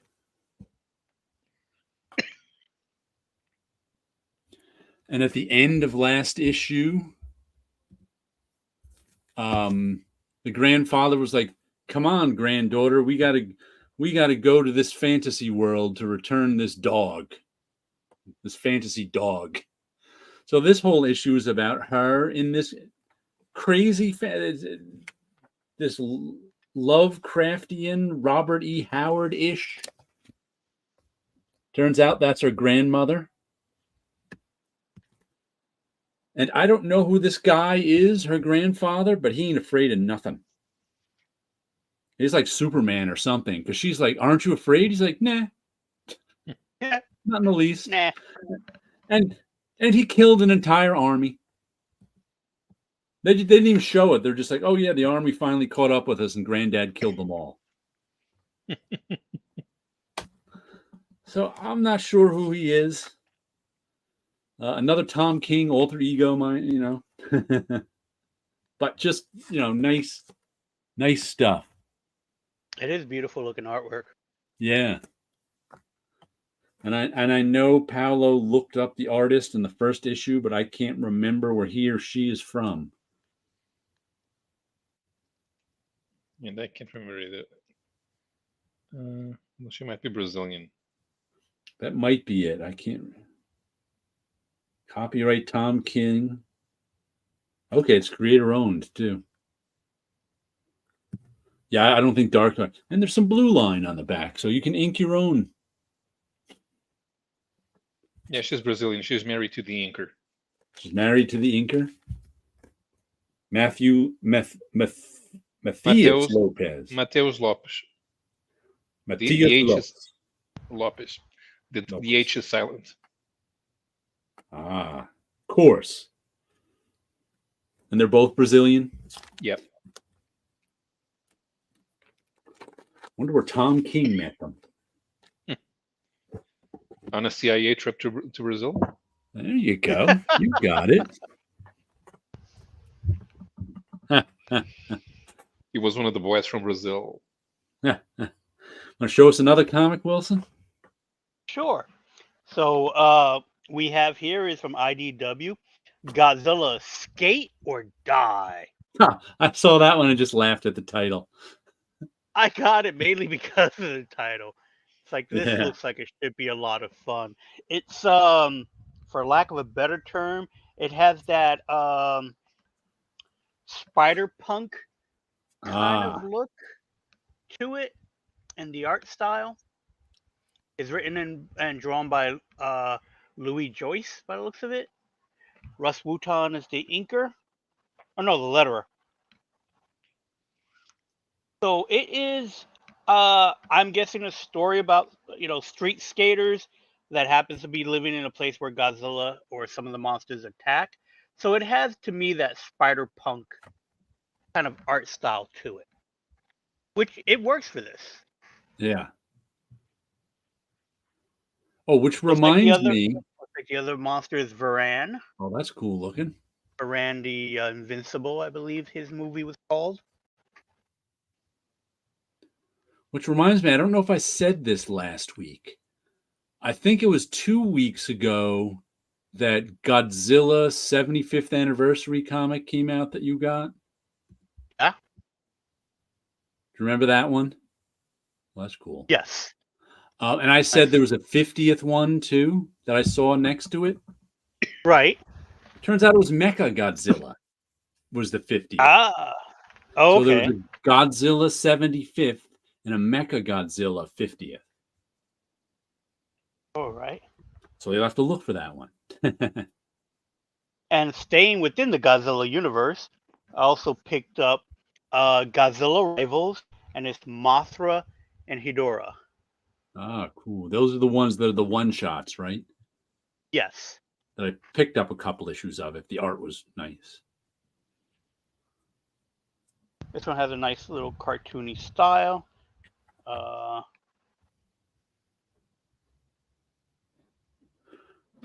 I have the song in my head right now. Especially since Bunch used to put it on mixtapes. Which one? The Save the Earth one? Mataraya. Oh, the Mothra. Okay. Mataraya. Hamba, hamba. That one. There's a bunch of Godzilla stuff going on. So those are those two books from there. And the last two books I picked up is Transformers, I believe issue number 8. I got the one without the trade dress on it because I just like. Does it have the UPC on the back? It does have a UPC. Usually it'll have a number in the UPC. I'm not sure because it ends with let's see, 1. Or is it the first number? It's the last number. No, 03 is the first number is the issue number, and then this is Uncanny Value 3, so it starts 03011. That means it's first printing and first version. So if that's so whatever is the is it 08? It's the first number is 09. 09, so it's issue 9. It's issue 9. Okay. Because the indicia, it is so tiny. Yeah, that looks like it's a 9. Yeah. So it's issue 9. Yeah. So in all my videos, I said 8. Friar Tuck asks, are all new comics drawn digitally? No. They're all colored digitally, just about. Pretty much. They can be drawn on paper and scanned in. Plenty of them still are, but some are still drawn digitally. Some are drawn in pencil and inked digitally. Yeah. It really depends on who's working on it and what they have.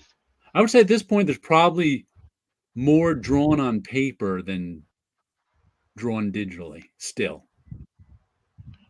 I would guess so. But everything is colored digitally, so they're all finished digitally. Mm-hmm. Most of them are colored digitally, and most of them are lettered digitally. Yeah. Mm-hmm. Yeah, that one I just showed you there. This is one I haven't read, because if you remember, I think it was last week or the week before, I think I picked up Uncanny Valley #1, and they reordered me Uncanny Valley #2, which I haven't gotten yet. So I was like, you know what? I'll just wait. I almost read it. I was like, should I read it? I can read 2 next week. And I was like, no, I'll wait till I get 2. I'll be patient. So this one hasn't been read yet. It has that kind of a mad world artwork where the characters are just running across. Yeah. And they're cartoon characters too, so it makes it even more mad world-ish kind of, yeah, sort of over the top comedy of a cartoon and mad world. Mad world. I'm on you. Got it back in there. Here's a funny story from my local comic shop. Because like I said, every week I go to my comic shop. I usually meet my friend Rob. We hang out for about an hour. We talk with Roy and John, who both, Roy's the owner, John works there. And whoever else the regulars who we happen to see who come in, we chat with them.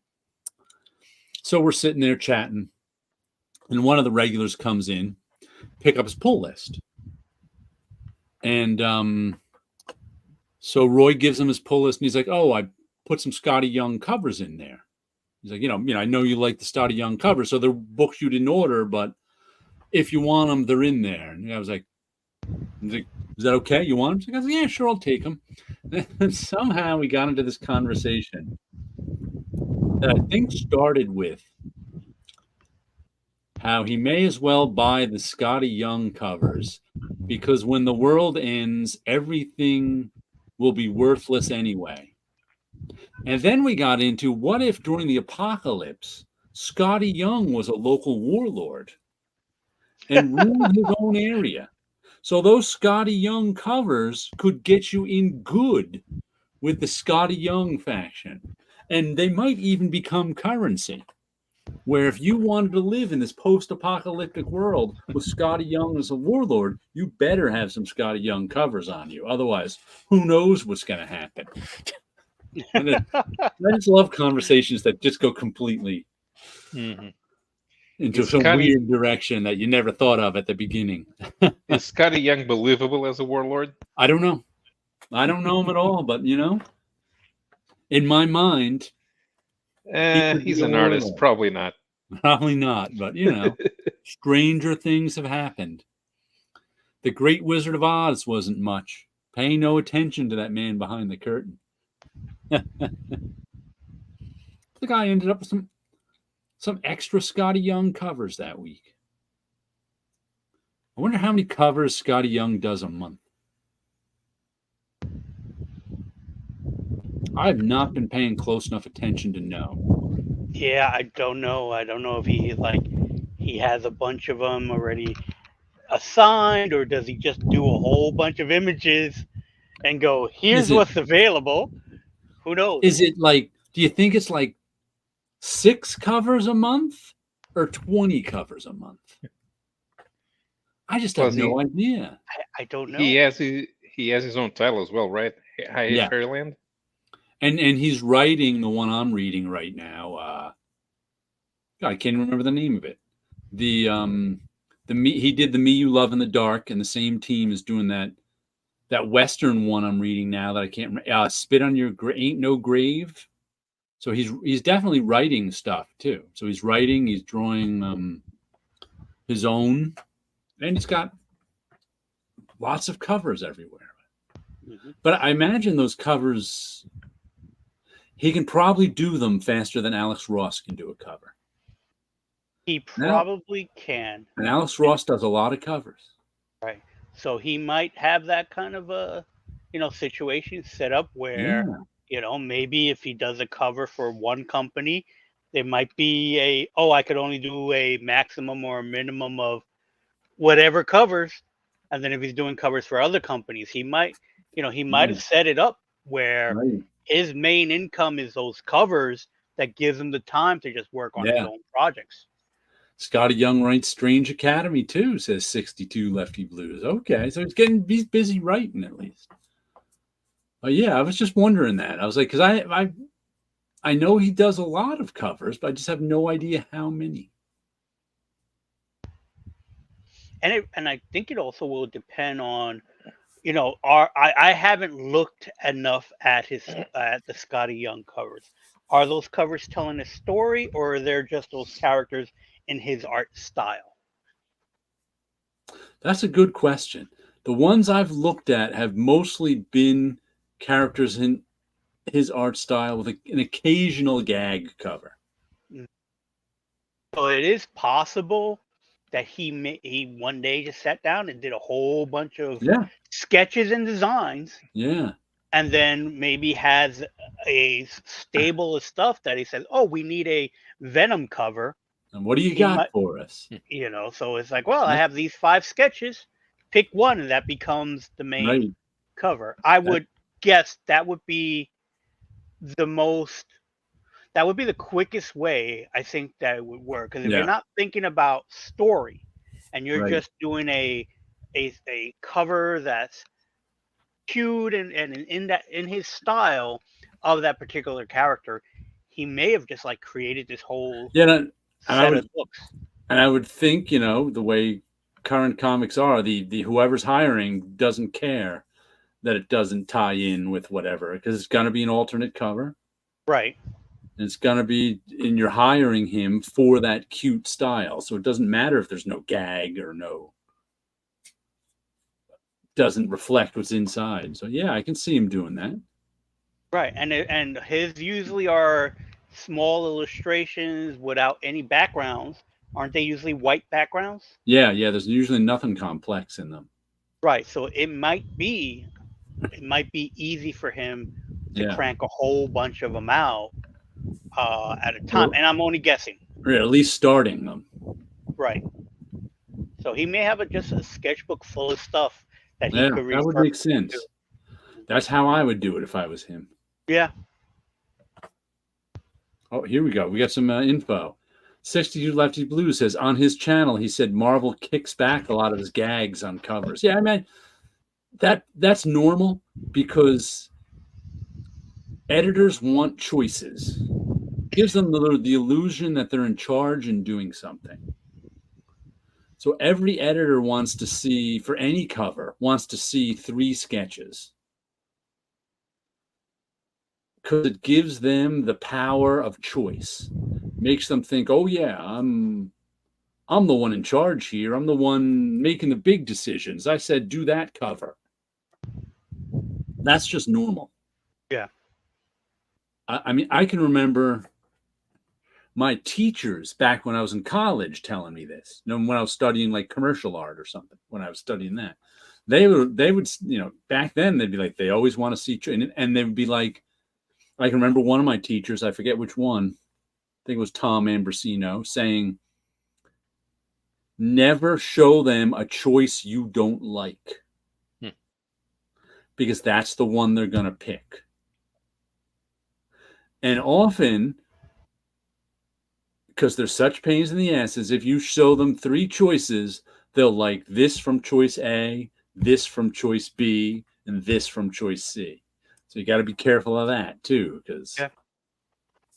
But like I said, it's a fine line. It's a very fine line as an artist to give someone those 3 choices and make sure they pick the one that you want to do. Right. And they don't always. And they don't always. They do. And you got to make sure there's not one you really don't want to do in there. Exactly. Because that's the one they'll pick. Like you got to pick the 3 you can live with and that you could do. Right. And get done. Yeah. I've done that many times with logos. Oh yeah. It's like, here's what we have. Here's a bunch of choices, and luckily, like the last one I did, it turned out to be it's like, oh, the top lettering and the bottom lettering, could you just move them a little bit towards each other? And it's like, okay, here you go, But and occasionally I'll get. The worst artist to work with is with the worst art director to work with is with another artist who wants to see all 3 of them practically in the next stage. Or when it comes down to coloring. Could we see it with these colors? Like, all right, here you go. Well, this color, yeah. So there's always that type of thing going on. Yep. Even the non-creative people want to be creative, and you're like, who is it? Or even it's like you show them something, and if they don't know how to actually read what you're showing them, as in a print-ready file, and if they don't understand, it's not going to look exactly like this because this has a bleed, that's going to be cut off. Right. But why is that line there? The line needs to be there so it can be cut. Because if it's not there, the printer's going to push this back and go, there's nothing there to be cut away. So it has to either be the same color or whatever. But at the end, you get a line. It's either a black line, a white line, or whatever matching color of that cover is. But something has to exist in order for it to be cut. And some people cannot vision what is on that page. And it's like there are crop marks here. If you don't know what the crop marks mean, you're not going to understand it altogether. And when somebody says they want something outside the box, never give them something outside the box. They don't even know what that means. No, and when you give them something outside of the box, they're like, what is this? No, this is too outside the box. That's what outside the box is. Never show unfinished pieces. No. I was coloring something and it's like, can I see what you've done so far? No, because you're not going to understand the stage. In order for me to get it to a point where you could visually look at it, you don't understand. Because if I give it to you and you don't know how to click the simple eye icon on Photoshop, you're not going to know that the line art is hidden. Yeah. So I had one client like, no, I have Photoshop. Just send it to me. All right. He flipped out because he had no idea what he was looking at. But it's definitely that fine line of showing artwork and who the client is. I had one client coloring a comic book. It takes place in New York City. It takes place during Halloween because characters are in costumes. So I colored the trees and I colored the leaves that reddish orange that leaves turn into here in New York. The client was a New Yorker, but I guess must have lived in Florida too long because he flipped out on what's wrong with the trees.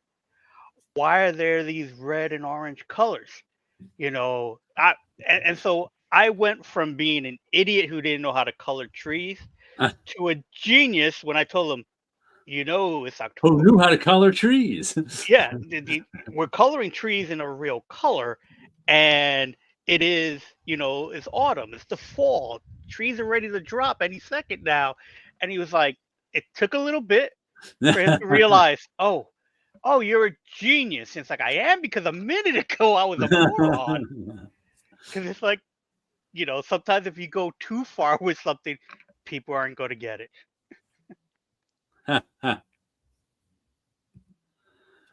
Liz says, sidebar, I'm digging Jared's shirt. This is a shirt given to me a couple of years ago for my birthday from my neighbors who are from Ghana. And there's like, these are the colorful shirts that they wear in Ghana. It's like, I like colorful shirts.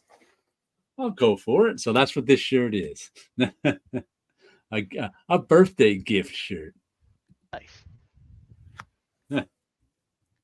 Yeah, this is hey, it matches my shirt. There you go. If you this is issue 2 of Silicon Bandits. And if you watched my haul video this week, I was like, I don't remember what this one is about. Then I started reading the description of it on the back. And I got to tell you, like in the middle of my video, I went, oh my God, I'm sorry for boring. Halfway through the description, I just stopped reading it. I'm like, that is the most boring description I've ever read. Sorry for bothering you with it. But it was just like, I'm like, oh my, who wrote that? I don't want to read this book now. What is that? We got an Abbey Road thing going on with faceless dude. I am not 100% sure how this cover relates to the inside. But it turns out, after, finally that it's really a heist book, which I'm a fan of. Heist books, heist movies are one of my favorite genres. But in the first issue, these 2 tech people who work for this big, Microsoft, whatever type company, and we're working on AI robots. And they came up with, which I think who these are. They came up with their newest iteration of AI robots who are now going to make the next generation of AI robots. So guess what? The owner of the tech company fired his 2 genius programmers because he didn't need them anymore. He had the robots they built to take over their jobs for free. So now to sort of get and they're a husband-wife team. So now to sort of get their revenge, the husband has a plan to pull off this heist and steal stuff from the company, whatever special mineral they need to make their robots. But the sand in the gears is the night before they're about to pull off the heist, the husband's old friend who just gets out of jail and is a sleazebag criminal shows up at their apartment. It's like, dude, you owe me $80,000. And he can't get rid of him. So they kind of invite him on the heist, and he tells these criminals about the heist. So he's like, we're going to heist the heist. So now they get betrayed by him, and then the cops show up. And so it's like their heist, by the end of this issue, their heist is all gone to hell. So we'll see what happens. It took 2 issues for their heist to go completely in the tank. So we'll see what comes next for our intrepid duo. But fun book, Like solid fun, yeah. D. Who's doing it? Jason Starr and Dalibor Talajic, Talajic with an accent over the C. Talajic. The accent tells us it's a H sound, right? The accent turns C is pronounced T in Slavic languages. Mm-hmm. The accent turns the T into a Ch. Ah. So what would it be without the accent? Talajic. The J. Talajic. It would be Taljit, but with the accent it's Taljic. And Taljic. Okay. The J is always a Y in Slavic languages. Okay. In order to pronounce a J, you have to write it SZ. Ah. So then the colorist is STJEPAN. So that would be Stipan. Stipan. Shippen? Stipan. Shippen. Okay. No, you have to pronounce the T. You have to pronounce the T. Ah. Yes, but the J is a Y. Stipan.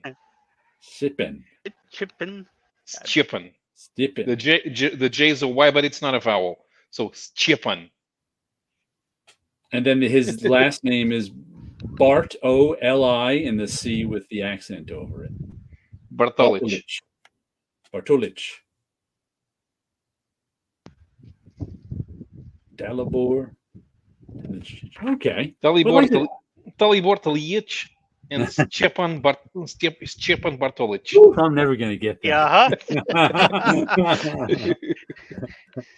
Yeah. But Silicon Bandits, like a solid B. I assume it's a miniseries because what else could it be? Oh, and it takes place in 2089.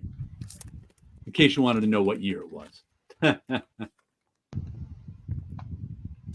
Want to do a read, rip, and slab? Sure. Pick a decade, Paolo. What do you got for us? Let's do 90s. Good evening, Missing Mars. What's up? Evening. A shirt with a story. Yes, we're gonna do something different for the 90s. What do we got here? Where is it?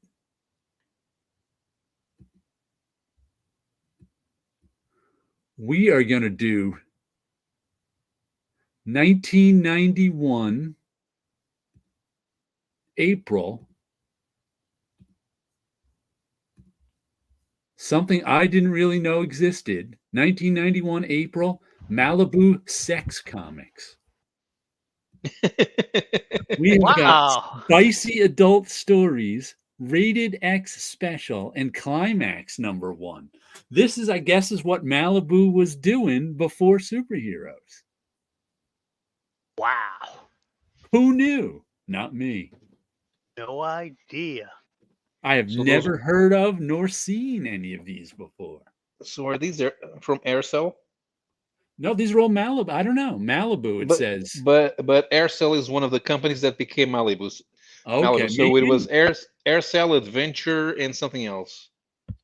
Maybe it was left over from Air. Maybe because that's what they knew what to do. Eternity Comics. They also absorbed Eternity Comics, I think. Right. Eternity Comics was superhero-ish stuff. That's where Evil Ernie comes from, isn't it? They published Evil Ernie. I think so. I just remember Dean Haspiel doing a book for Eternity when we were still in college. I can't remember the name of it, but Howard Chaykin did the cover. I have it somewhere. Wow. But some nice covers, not bad. And they're very clever spelling that climax with 3 X's, huh? Yeah. There it is. Barry Blair credit. Of course, it's Barry Blair. The first full-color superheroine for adults. That's what Climax comic is. Yeah. 62 Lefty Blues is ready for us. I would slab rated X for babes and robots. Read spicy adult and rip climax, because who doesn't want to rip a good climax? Some solid reasoning there. I'm going to read spicy adult stories, rip rated X, and slab climax. Actually, I didn't want to slab climax, but I want to read spicy adult stories. So there you go. I will slab climax. Because you're a spicy adult. It's for you. I like the climax cover. Just something about it makes me just like, that's a nice one that I almost want to slab it. What exactly is that cover, do you think? She's going to Da. Is she in lava? I don't know. Is that a cape she's wearing behind her? Is that where her hair ends? That the yellow is definitely her hair. What is the black? I don't know. a cape? Possibly, but it's under her hair in a weird. Yeah, I guess the cape would be under her hair. It doesn't attach to her front in any way. Yeah, that thing is all over the place. I'm going to go with. I'm going to change my selection and go with the same way as 62 Lefty Blues. So I'm going to slab Rated X and rip Climax. But look at how you put that Climax on your wall, and Climax just looks like a great cover to slab because people go to ask questions about it. 62 Lefty Blues says it's bad shadowing, but I don't understand how that could possibly be a shadow. Yeah, I don't know. It's just maybe her. Oh, okay. So, if that was the shadow from like her arms and upper torso, we'd have to be above her head. I see what he's saying now. I get it. Right. Mm-hmm. So it's like, but her head's not tilted back enough for us to be directly above her for that cast shadow. Let's see. Friar Tuck, he wants to read Rated X, rip Climax, and slab Spicy Adult. I'm going to dolphin the bad shadow. Yeah, I was thinking the same. That'd be a good spot for the dolphin. It would make sense if it was a dolphin. Okay, so I'm going to slab. I'm going to slab Climax. I'm going to read Rated X because of the robot, because there's got to be some sci-fi action in there. And unfortunately, that means I'm going to have to rip Spicy Adult Stories right down the center between the girl and her reflection. Here's the question: how big is her reflection? I'm not sure. Because it's taller than standing at the door. See, I wasn't sure if she was coming in through the door.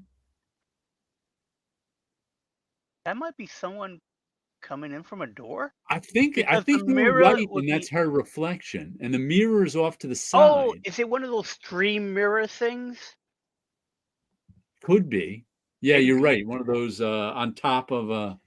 Yeah, maybe. Yeah, that's what it must be. On top of a dresser, those things with a mirror in the middle and 2 mirrors on the side. That makes. Yeah, maybe that's what that's. I think that makes more sense. Yeah. And I would dolphin the robot, because a dolphin robot I think would be funny. And the flamingos, I think I would have it on the dresser. Yeah, why not? Have them just standing on the dresser, maybe looking at themselves in the mirror. Chit-chatting with her. Friar Tuck's on board with Ramos on reading Rated X. I'm going to put the flamingos on the lava. Oh no, help us. So any of these artists, because these I'm going to guess are some artists' first projects. Well, I think that Climax cover is Barry Blair. It says edited by Barry Blair, but it kind of looks like him. But I don't know. Okay, so let's see.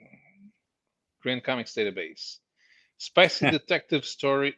Actually, Spicy Adult Stories is not.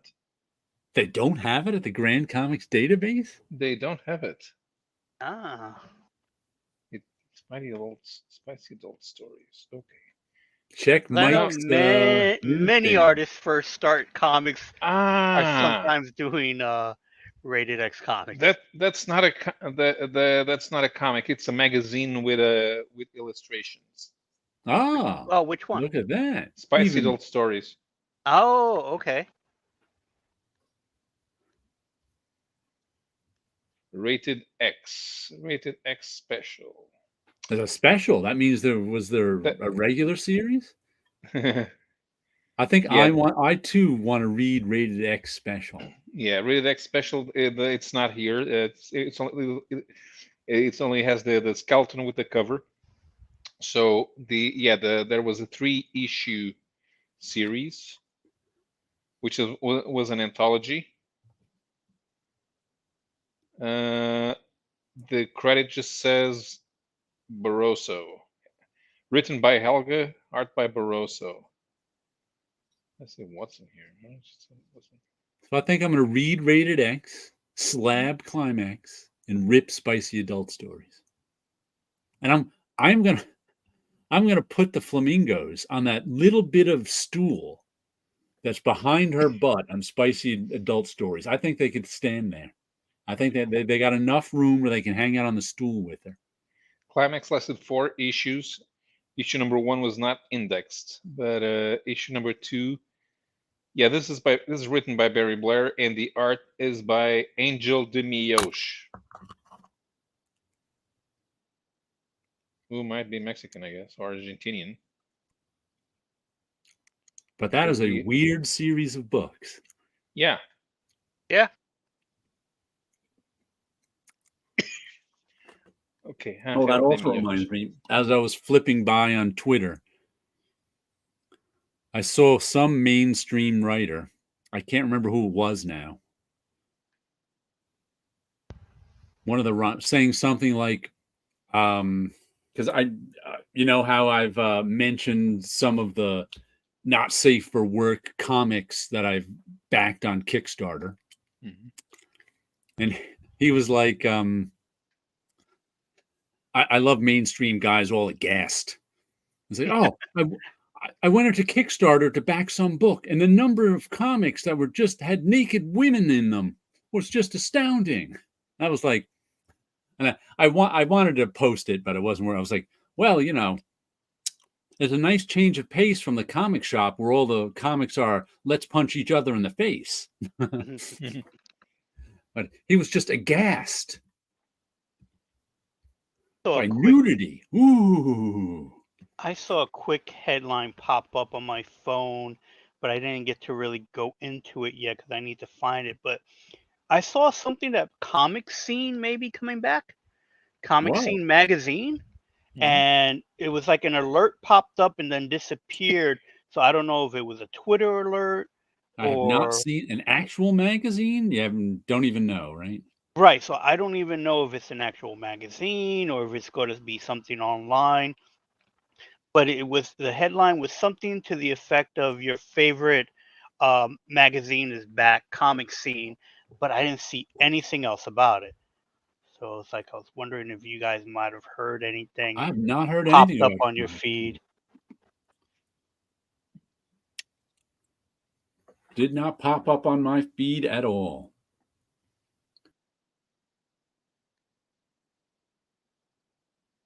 Yeah, and I can't even find it on here. So it's like it's something that popped up and then disappeared. And it's like one of those things like if you weren't paying too much attention, you might even just got it right off your phone without realizing it.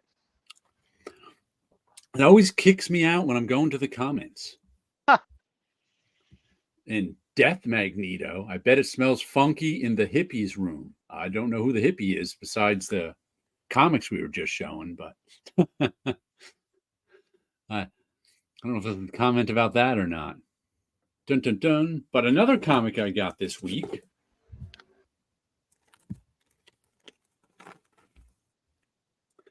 The latest issue of Spawn, 354.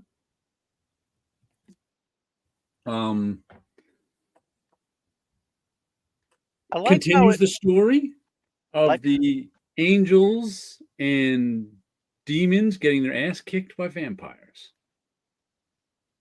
I like how the logo looks like it's being spoken by that Spawn that's on the cover. I didn't even notice that.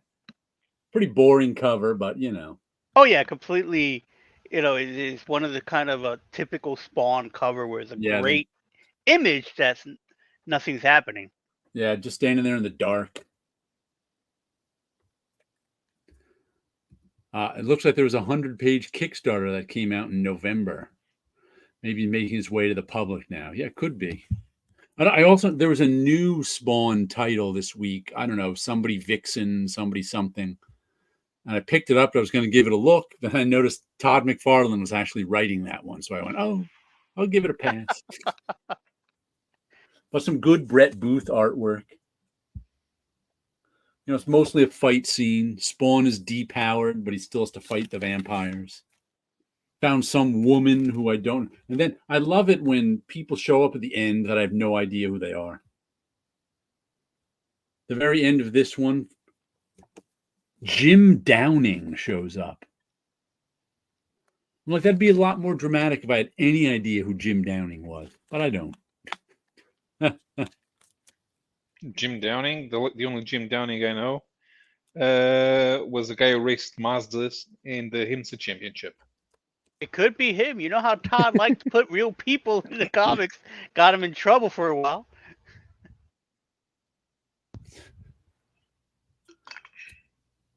Oh, the last book I picked up is Space Ghost, issue number 2.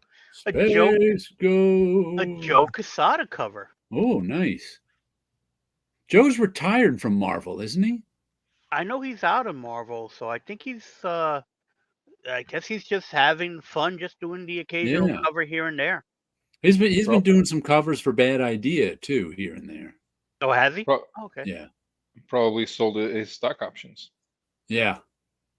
He's probably been well compensated for his job, so. And he's now retired to a beach in Miami. Mm-hmm.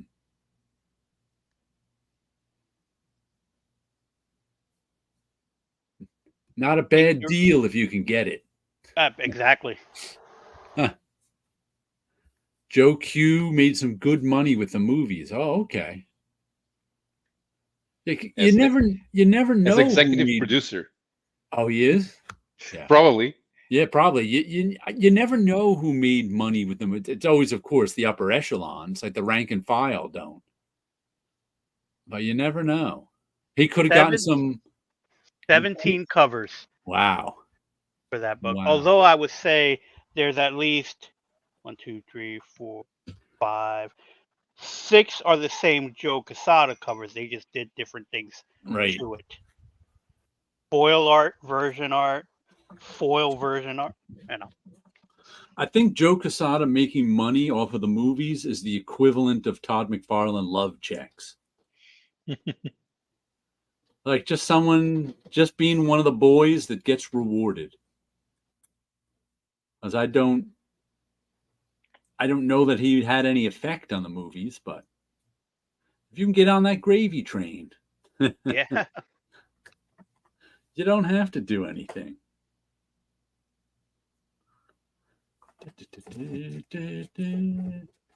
Yeah, that was all my 4 comics and a magazine. That was it for me this week. Probably because they all came last week. And I still, I think my damaged Usagi Yojimbo hasn't come in yet. So it usually takes 2 weeks for damaged reorders to make it in. I saw in one of your thumbnails you had the Giant Size X-Men #1. Did you buy a facsimile or was that? No. That one was the special edition that came out in the 80s. Oh, okay. It was a reprint of Giant Size X-Men #1 with a new Cockrum and Claremont story in the back, which was sort of a Kitty Pryde walkthrough of the X-Mansion. Yeah, 62 Lefty Blues. The first Spider-Man movies were in 2000, and he is listed in most of those Marvel movies as a producer or executive producer. Oh, yeah. 20 years of being a producer and executive producer on Marvel movies, you'll be able to retire comfortably, I imagine. Yeah. And who knows if he ever actually did anything. Like I said before, producer and executive producer are just titles these days that come with paychecks. So we'll have to listen to if he has a podcast to hear what he actually did on them, because I have no idea. Pick a decade for us, Wilson. Okay, so let's do 1980s. 1980s. Let's see what we got in the 80s.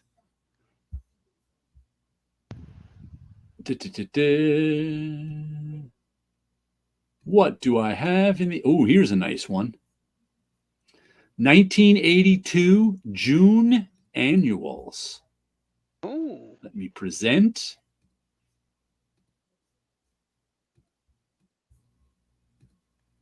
There we go. Incredible Hulk Annual 11. Marvel 2-in-1 Annual 7. And Sergeant Rock Annual number 2. a hard one because I don't think I've read any of them. Maybe I read the Hulk. I know I have that Sergeant Rock one. I read that back in the day. I think I was still getting Incredible Hulk in '82, so I must have that annual. And that Thing cover, I've seen it before. I may have read it. I may have stopped reading The Thing by then. Because I've seen that cover, but I don't think I have. I don't have any things anyway. So, do you remember that episode of Dial M for Monkey where the cartoon has Macho Man Randy Savage's voice, and he wants to fight all the superheroes? I think it's ripped off. That show, so. It's ripped off from this Marvel 2-in-1. Is that what is the thing called in that one? The Champion? The Champion is one of the elders of the universe. Who was he? And he has to fight him, right? Yeah, his shtick is fighting. Right, and it ends with that he can fight the Thing, but he can never beat him. Or defeat, like the Thing would just keep getting up. Yeah, exactly. The same thing happens in Dial M for Monkey. It just doesn't quit. Yeah, it doesn't quit. You are a worthy opponent. Even though you are battered, you do not quit. But you have to imagine that in Macho Man Randy Savage's voice. Right. I would slab Marvel 2-in-1. Because you like that cover. Because I like that cover. I would read the Hulk because Spider-Man's in it. And unfortunately, that means I would have to destroy the Sergeant Rock. The Sergeant Rock might be the best one here because it's Joe Kubert art, I think. Yeah, that's an amazing piece of art there. So I'm going to slab it. I'm going to slab Sergeant Rock. And I'm going to read The Incredible Hulk because I want to know how the Earth turned green and what are all those superheroes going to do about it. So I'm going to rip the Thing because it's one of the lame elders of the universe. Is that a Ron Wilson cover on the Thing? Was he doing the Thing then? He was doing Marvel 2-in-1, but I'm not sure if that's him. I don't know if that's him. Yeah, I'm not sure either. It was before I was putting the names on, which I've done in some of my later ones. I don't know who did that Incredible Hulk either. It vaguely looks like Marie Severin Hulk face, but I don't think she was around doing Marvel covers in 1982. Mm-hmm. The day the Earth turned green. Is that a really good Sergeant Rock cover, though? Is that Marvel 2-in-1 John Romita Jr.? Could that be? That Colossus looks like Romita Jr. pose. 62 Lefty Blues is with Paulo on this one. Yeah, I don't know. Okay, so let's go to the Grand Comics database and have to look it up now. Yes, we do. To know. But I know that Sergeant Rock is Kubert. His signature's in that somewhere. And besides, it's and you could just see it. Yeah, that one's easy. Okay, so the Al Milgrom cover, and all of a sudden, all I see is Al Milgrom. Yeah, yeah. Now you can see all those weird poses. Yeah. What makes it odd is the color hold that's on the Hulk. That's a little odd too. Yeah. Yeah, that's what it was throwing me. It was like those poses look familiar, but it was like that's almost like a Michael Golden type of a color hold. And I think Al Milgrom was working in the offices in '82 still, so he may have done that himself or had it done. He was the editor. He was the editor. Yeah, can you imagine assigning yourself the cover art? Yeah. Yeah, Marvel, I can see that. I thought Shooter put an end to that. Yeah, in '82, yeah. 83, 84, I think is when Shooter was Shooter. I don't remember. No, he had to have done that before because Roy Thomas quit Conan in what, 81? Who knows why he had to do that, you know. He could have just left it to the end and then said, I have to do it because it's an emergency. I wouldn't put that past anyone. Neither would I. Seen things like it. It's an emergency. I left it till the end. Did you look up who did the thing? It's Ron Wilson. Yeah, it's Ron Wilson. It is Ron Wilson. Okay. That's a weird looking. The shadows on the bricks are weird. It says Ink Sarah Frank Jacoya. Uh-huh. He knows how to put shadows on the bricks. That looks like Sasquatch as he appeared in Contest of Champions. Yeah. And Contest of Champions was... Oh, let's see. Right, because... did it? No, wait. I'm going to read Sergeant Rock. Slab the... Oh, geez, that's not a very good Hulk. I'm going to slab the Hulk out of nothing but nostalgia for an issue I have no nostalgia for. And rip up the Thing, because I was never a fan of the Thing's Marvel 2-in-1 annual at that time.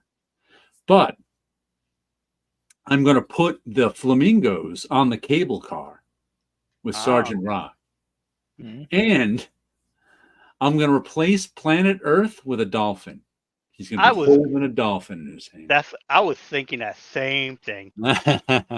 Because, the Hulk can't be holding the Earth because there are women on the Earth. Yeah. So we have to replace it with dolphins.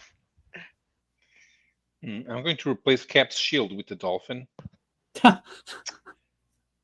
And the flamingos are going on the Thing's gloves. I was thinking that second. I was like, the Thing's gloves would be I'm going to put the flamingos on the Hulk's shoulders, looking down at the Earth as well. Liz likes that Hulk. She thinks he pops. He certainly got some neck muscles bulging. One of the flamingos on the Thing's left glove and the other flamingo on Thor's hammer. They don't get to stand next to each other? Oh. No.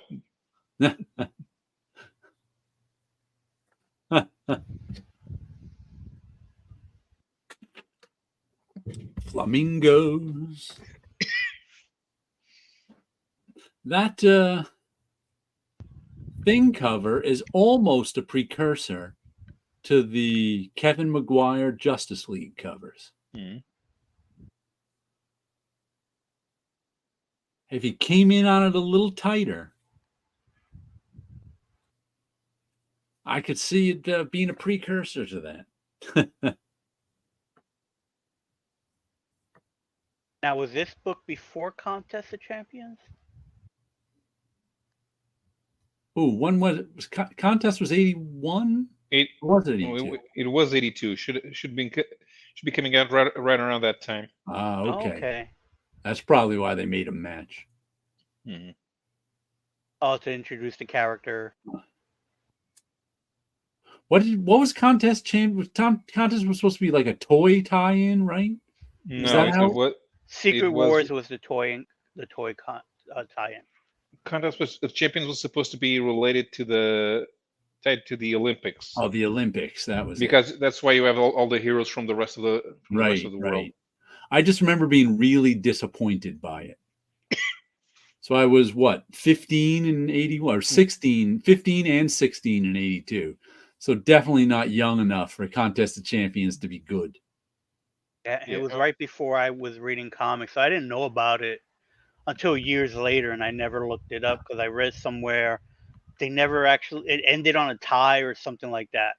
Yeah. It was, and they didn't realize it ended on a tie. So years later in another book, they were supposed to have ended the tide. Yeah, it just wasn't very good. It was kind of like, because I remember kind of being excited for it. Oh, big whole battle thing. And it just wasn't. It was just like, I don't even remember it anymore, right? I don't remember it. I remember my disappointment with it. That's a funny thing where it's like, you don't even remember the actual thing anymore. You just remember being disappointed by the thing. Wrong thing. Let me check my notebook. I think I have one thing in my notebook left. I did like a few of the heroes, and I'm glad that they appeared elsewhere. Shamrock was a favorite. Blitzkrieg. And... So were new characters just made for that particular book? Yeah. Okay. But Defensor was stupid, so was Talisman, and I'm glad they never showed up again. It's always weird when you try to create new comics around new characters and around an event that's like how much thought did they put into it other than, okay, should be from this particular nation or nationality. And then Shamrock, there you go, the lowest. Yeah, creating new characters around a country is tough. Yeah. It's just a tough assignment. I mean, what can you do? You're not from that country. It's like they should have their Captain America. Well, what does that mean? You don't know anything about that country. So you pick the cliches from that country. They named the German guy after the Blitzkrieg. Yeah. Right. Yeah, that's the other thing too, is you're naming stuff without knowing the origins of the names. Yeah. That could be something. And the French guy, he's got a suit that makes him fly, but he's the Peregrine, which kind of makes sense if you're a flyer, as the Peregrine has the fastest swooping flight in all of nature, and it can dive at 200 miles an hour. So it's good for a flyer. But the rest of it, Talisman is Australian, and he has a bull roarer, and it does something. I wonder. Defensor is from Argentina and is dressed like a conquistador, which makes absolutely no sense. I wonder if we could. When was the exact time in mainstream comics, Marvel and DC, when flying became a useless power because everybody had it? Like a character like the Angel, there's nothing you could do with them.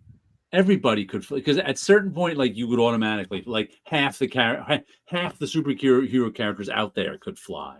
So if you could fly, had super strength, a ray gun, beams coming out of their hands. So if all you could do was fly, all you could do is fly around and do nothing. But couldn't you make the argument that Angel was a useless character from the beginning, only because those X-Men, that title eventually dies?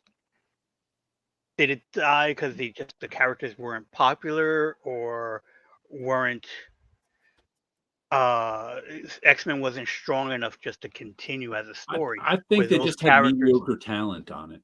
That's what you think it is? Yeah. It wasn't the characters themselves? Okay. Yeah. Wasn't the character. I think the character, it wasn't the characters themselves. It was just that when you put mediocre talent on the, I mean, think of the Cap's kooky quartet. Are there worse characters for the Avengers than Hawkeye, Black Widow? I can't even remember who else was in there with them. Cap, Hawkeye, Black Widow. It was Hawkeye, Scarlet Witch, and Quicksilver. Hawkeye, Scarlet Witch, and Quicksilver. Because it was the all villain team. Right. There was not a worse team than that. And they stayed around. In terms of power, it was the least powerful in terms of raw power. Right. Because Cap didn't have any powers. Hawkeye didn't have any powers. Quicksilver could just run. And the Scarlet Witch still had undefined powers. But her powers were as vague as they get. She waves her hands and things happen. Right. But the thing is, she had no control. Right. Which was a problem. And she was one of those Stan Lee characters who would faint if she used her powers. Right. Yeah. Because she's a woman. Right. Right. Which reminds me, I finally finished reading the first Kirby book I was reading. What is it? This is the first one, according to Jack Kirby. I've talked about this one back when I got it, and then the second one in the series is Kirby at Marvel, which I'm almost to this. Half of this is index, but it's fun to read through the index too, just because there's interviews in there. But this one is specifically about 56 to 63, and this one was like all the Kirby interviews about the creation of Marvel and things from over the years. And I finally finished it. The back end was pretty much like the front end, showing Kirby has been consistent in his story about the creation of the Marvel Universe and how he created the stuff and brought it to Stan. And they have interviews with him and other people over the years saying, yeah, that's what he's been saying since the beginning. So it's interesting to read the actual historical record on what happened and not just Marvel's propaganda.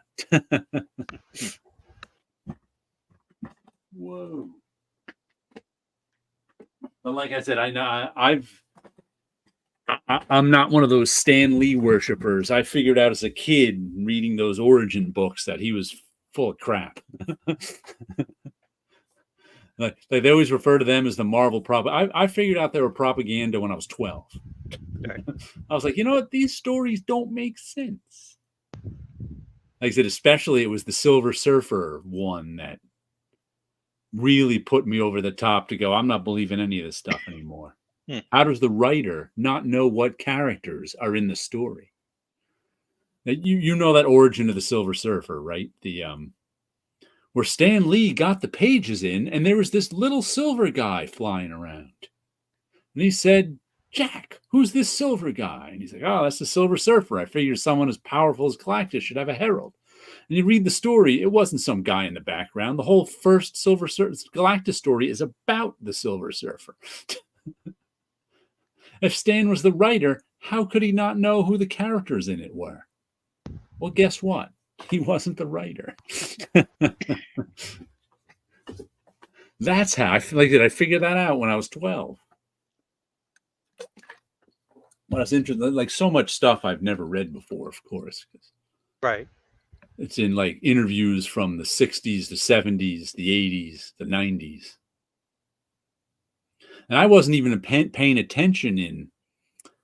They keep mentioning like a famous Gary Groth interview in the Comics Journal with Kirby sometime in the early 90s. I remember it coming out, but I just never read it at the time. I kind of was done with the Comics Journal at that time. So did you guys ever read that? No. It's like I said, it's famous and even infamous because that was the interview that a lot of people said, oh, Jack's lost his mind and he's so bitter because he was telling it as like it was. Yeah, they mentioned that too. Tio Morrow's put out a book called Stuff's Dead, which gets updated every couple of years. All the interviews of Stan and Jack Kirby and others about the creation of Marvel characters. Yeah, they actually quoted that one too, I remember. Stuff said they kept mentioning. And how they mentioned one of the Morrow's brothers, they're like he always editorializes in favor of Stan Lee in that book, I think they were saying. They also said they also recommended Tom Scioli's Jack Kirby biography graphic novel, which I know came out, but I've never looked at it. But Tom Scioli did I think it only came out a few years ago. He did a graphic novel biography of Kirby, which according to that, they said it's pretty good. So if you want to, I want to get that one to definitely check it out. Right. Have you ever seen that one? I've never even looked through it, but I don't think so.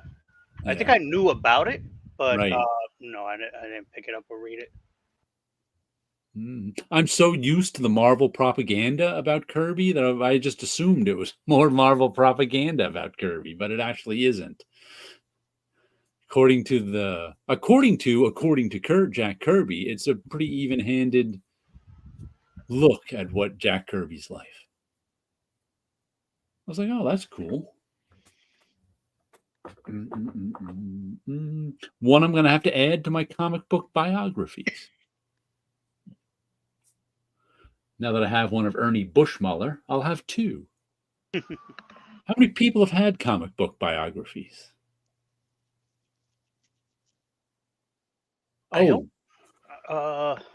Peter Bagg did one of a suffragette. I've got that here somewhere, but I've never made it through it. Tom Scioli put out the I Am Stan last fall to go with his Jack Kirby. Oh, yeah. I think I heard that. I haven't looked at that one either. And wasn't someone doing a Stan and Jack comic? I don't know if that was autobiography or fantasy, but I think that's been coming out the last couple of years. I forgot about that one. I haven't heard about it. Let's see. I'm looking around to see if I got any other comic book biographies. There's the Peter Bagg one, which I don't even know who he did. Like I said, it was just a suffragette, an early suffragette who did a lot. I don't remember her name. Oh, got another one of, what's her name? Lily. She was I think the name of it is Lily. I just ran into it today. She was an early, I think she fled Nazi Germany and came to the U.S. and was involved in the golden age of comics. So she was an early cartoonist in the golden age of comics, then went on to another career in, I think, commercial art or something. Lily something. All I can think of is Lily Marlene, and that's not her name. And I just saw the book today. That's why I'm remembering it. But I have no idea. So that's 4 comic biographies I have. Do you have any comic biographies, Paolo? Biographies, no. Well, I do have The Hand of Fire, which is about Kirby. Are there any famous ones in Europe? Comic biographies? Is that a genre at all? No, but Hergé does have books about him. Oh, then the artist you were thinking about, Lily Renee? Lily Renee, that's it. Lily Renee. That's why I had Lily Marlene in my head, probably, because Renee fits that. I'm looking at my Rick Geary section, the Treasury of Victorian Murders, not biographies per se, but there's one up there of J. Edgar Hoover. That must be a biography. I think he's occasionally gone off into biography round. I think J. Edgar Hoover is one of them, because all the other ones are true crime. Oh, Trotsky. He's got J. Edgar Hoover and Trotsky as his biographies. Rick Geary. So we're at 6. Oh yeah, I got a pretty good section. 6 comic biographies. That's all I could think of at the moment. I can't think of any. I don't think I have any. What I have is more like something like the creation of the Ninja Turtles, but that's more of that's not quite. About, and then artwork was shown of that time period, but not really a biography. Superman Muhammad Ali caught my eye. That's almost a biography.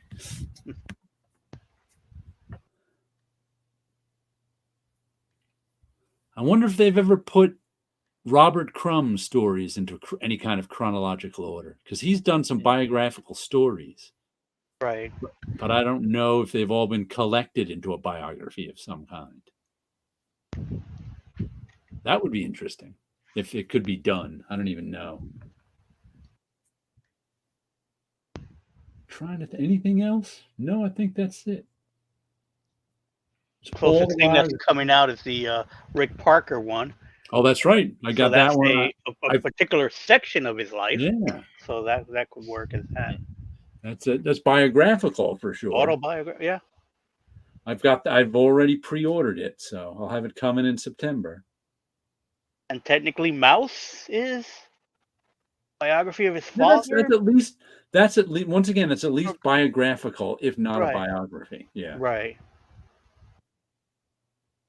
So, but I think there's probably more biographical than there is biography. Right. See, 62 Left People is a long-running collection of Crumb from Fantagraphics. Most are out of print now and way overpriced on eBay. Yeah. There's a lot of Crumb. It's funny how, like Eric Larson said, if he were to put out an archive editions of Savage Dragon, volumes 1, 2, and 3 would sell like hotcakes, but by the time volume 6 rolled around, no one would be buying it. And I think that happens with stuff like Crumb's where everybody's into volumes 1 through 3, with Crumb probably even a little long. But as it comes out over 20 years,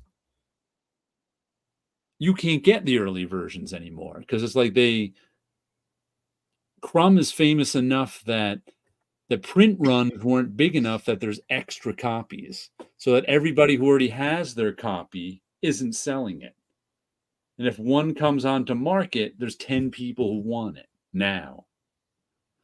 Because, I just think that that's weird what happens over these long volumes of even something like Plastic Man from DC Comics. I remember I used to have all 6 volumes of it. Sold them at one point.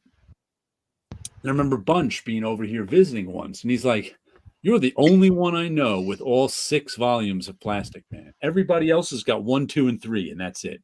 And I'm like, I think you're right. And I think that, like, the other one I actually still have all the volumes of is Thunder Agents. There's 7 volumes of Thunder Agents. And I imagine most people have like the first 3 volumes of Thunder Agents, and that's it. Because they were done with the Thunder Agents after 3 volumes, because 1 volume a year. That, and I think it's also, we've talked about this before, how the buying span of the average comic book collector is probably 3 or 4 years. Like, lifers like us are rare. As we can see on YouTube, the average comic collector, how long is the average comic collector YouTube channel around? 3 or 4 years. And so that collector's going to get at something like Thunder Agents. He'll be interested in it for 3 years, then he's out of the hobby. Yeah, there's that. I think it matches the cycle of schools in America. Yeah. That every 4 years you go on to a different thing. There's a big change that happens. Right. You enter high school, you're there for 3 or 4 years. You enter college, 3 or 4 years. But, if you're in high school with your friends who are also collecting comics, you'll stay with it for a while. Then you go to college, you may go somewhere else away from the comic book shop and maybe not have access, and then you just drop the comic. I can see that. You at least go through phases in your collecting if you stay more than 4 years. Right. Yeah. I think also another genre of people who I've seen on YouTube is people who get into their comics, especially with the movies the last 20 years, in their early 20s. I remember 10 years ago, when I first started YouTube, there was a lot of people in their early 20s who've just started collecting comics. They were around for 3-4 years and then disappeared. And I think also once people get jobs and get established, like their mid-20s, they're like, oh, I want to read they got some time, they got some money, they want to read some comics again. They stick around 3 or 4 years, and who knows, kids might come along then, new job or whatever, and they're out too. Although the main consideration might not even be monetary, it may be space. Because you notice, man, these things pile up. Right. Yeah. What am I supposed to do with them? Well, yeah. I've already read them. They're not worth $1 million. Right. Right. And they're not good enough, and I'm not a big enough fan that I'm gonna reread them. And those are the people who went on to look at Comic Storian's channel and catch up on, not read the comics, but catch up on what was going on.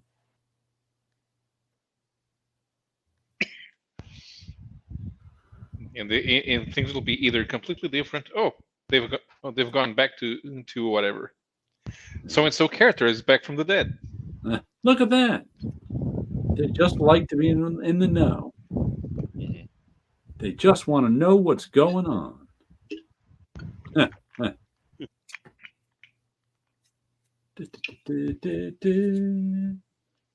I was just downloading some. I have to give some bonus material with some of my Kickstarters that I got. Which one is this for? Something about a magical witch. I don't know. Hold on. It's for the backers of The Witches of Oz, #1. A mature, magical, queer romance. A lot of them, like if you get like the total digital package for like $15 or whatever, they get you get all their buddies' digital comics too to check out. Oh, okay, yeah. So there was like 3 bundles that came with this one. I don't know if it's the same bundle I got with the last thing or new bundles, but that's always fun. I always like to check out random other people's stuff digitally for free. Yeah. That's one of the good things about getting the digital pack. I think if you get the actual book, you get the digital package too anyway. So, but that's been, like I said, since I've decided to go mostly digital on Kickstarter, I've been pretty happy with that decision. Okay. Yeah. Because it's not the most expensive way to buy comics. And I get lots of stuff, like extras. And not extras that are like keychains and beer openers that I'll never use. Right. It's like the physical extras I don't need because it's all tchotchkes. Or, do you remember that one week where after getting my $80 copy of the Great Gatsby hardcover, like a month later, I got a bookmark in the mail. I was like, oh, great, a bookmark. Now I can read the book. Just what I needed. By the way, remember those stamps I showed you last week? I put them in the book. Let me show you. I got photo corners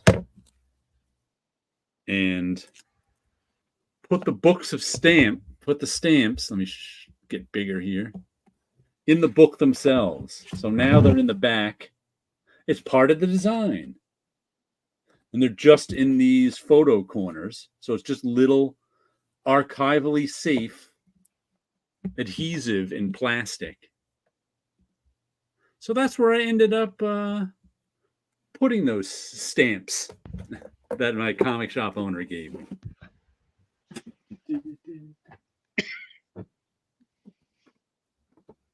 All right, well, it's just about time to sign off and let Paolo go to bed. Mm-hmm. Yeah. So let's say good evening to everyone. Night, everyone. Night, everyone. Give you some balloons. There we go.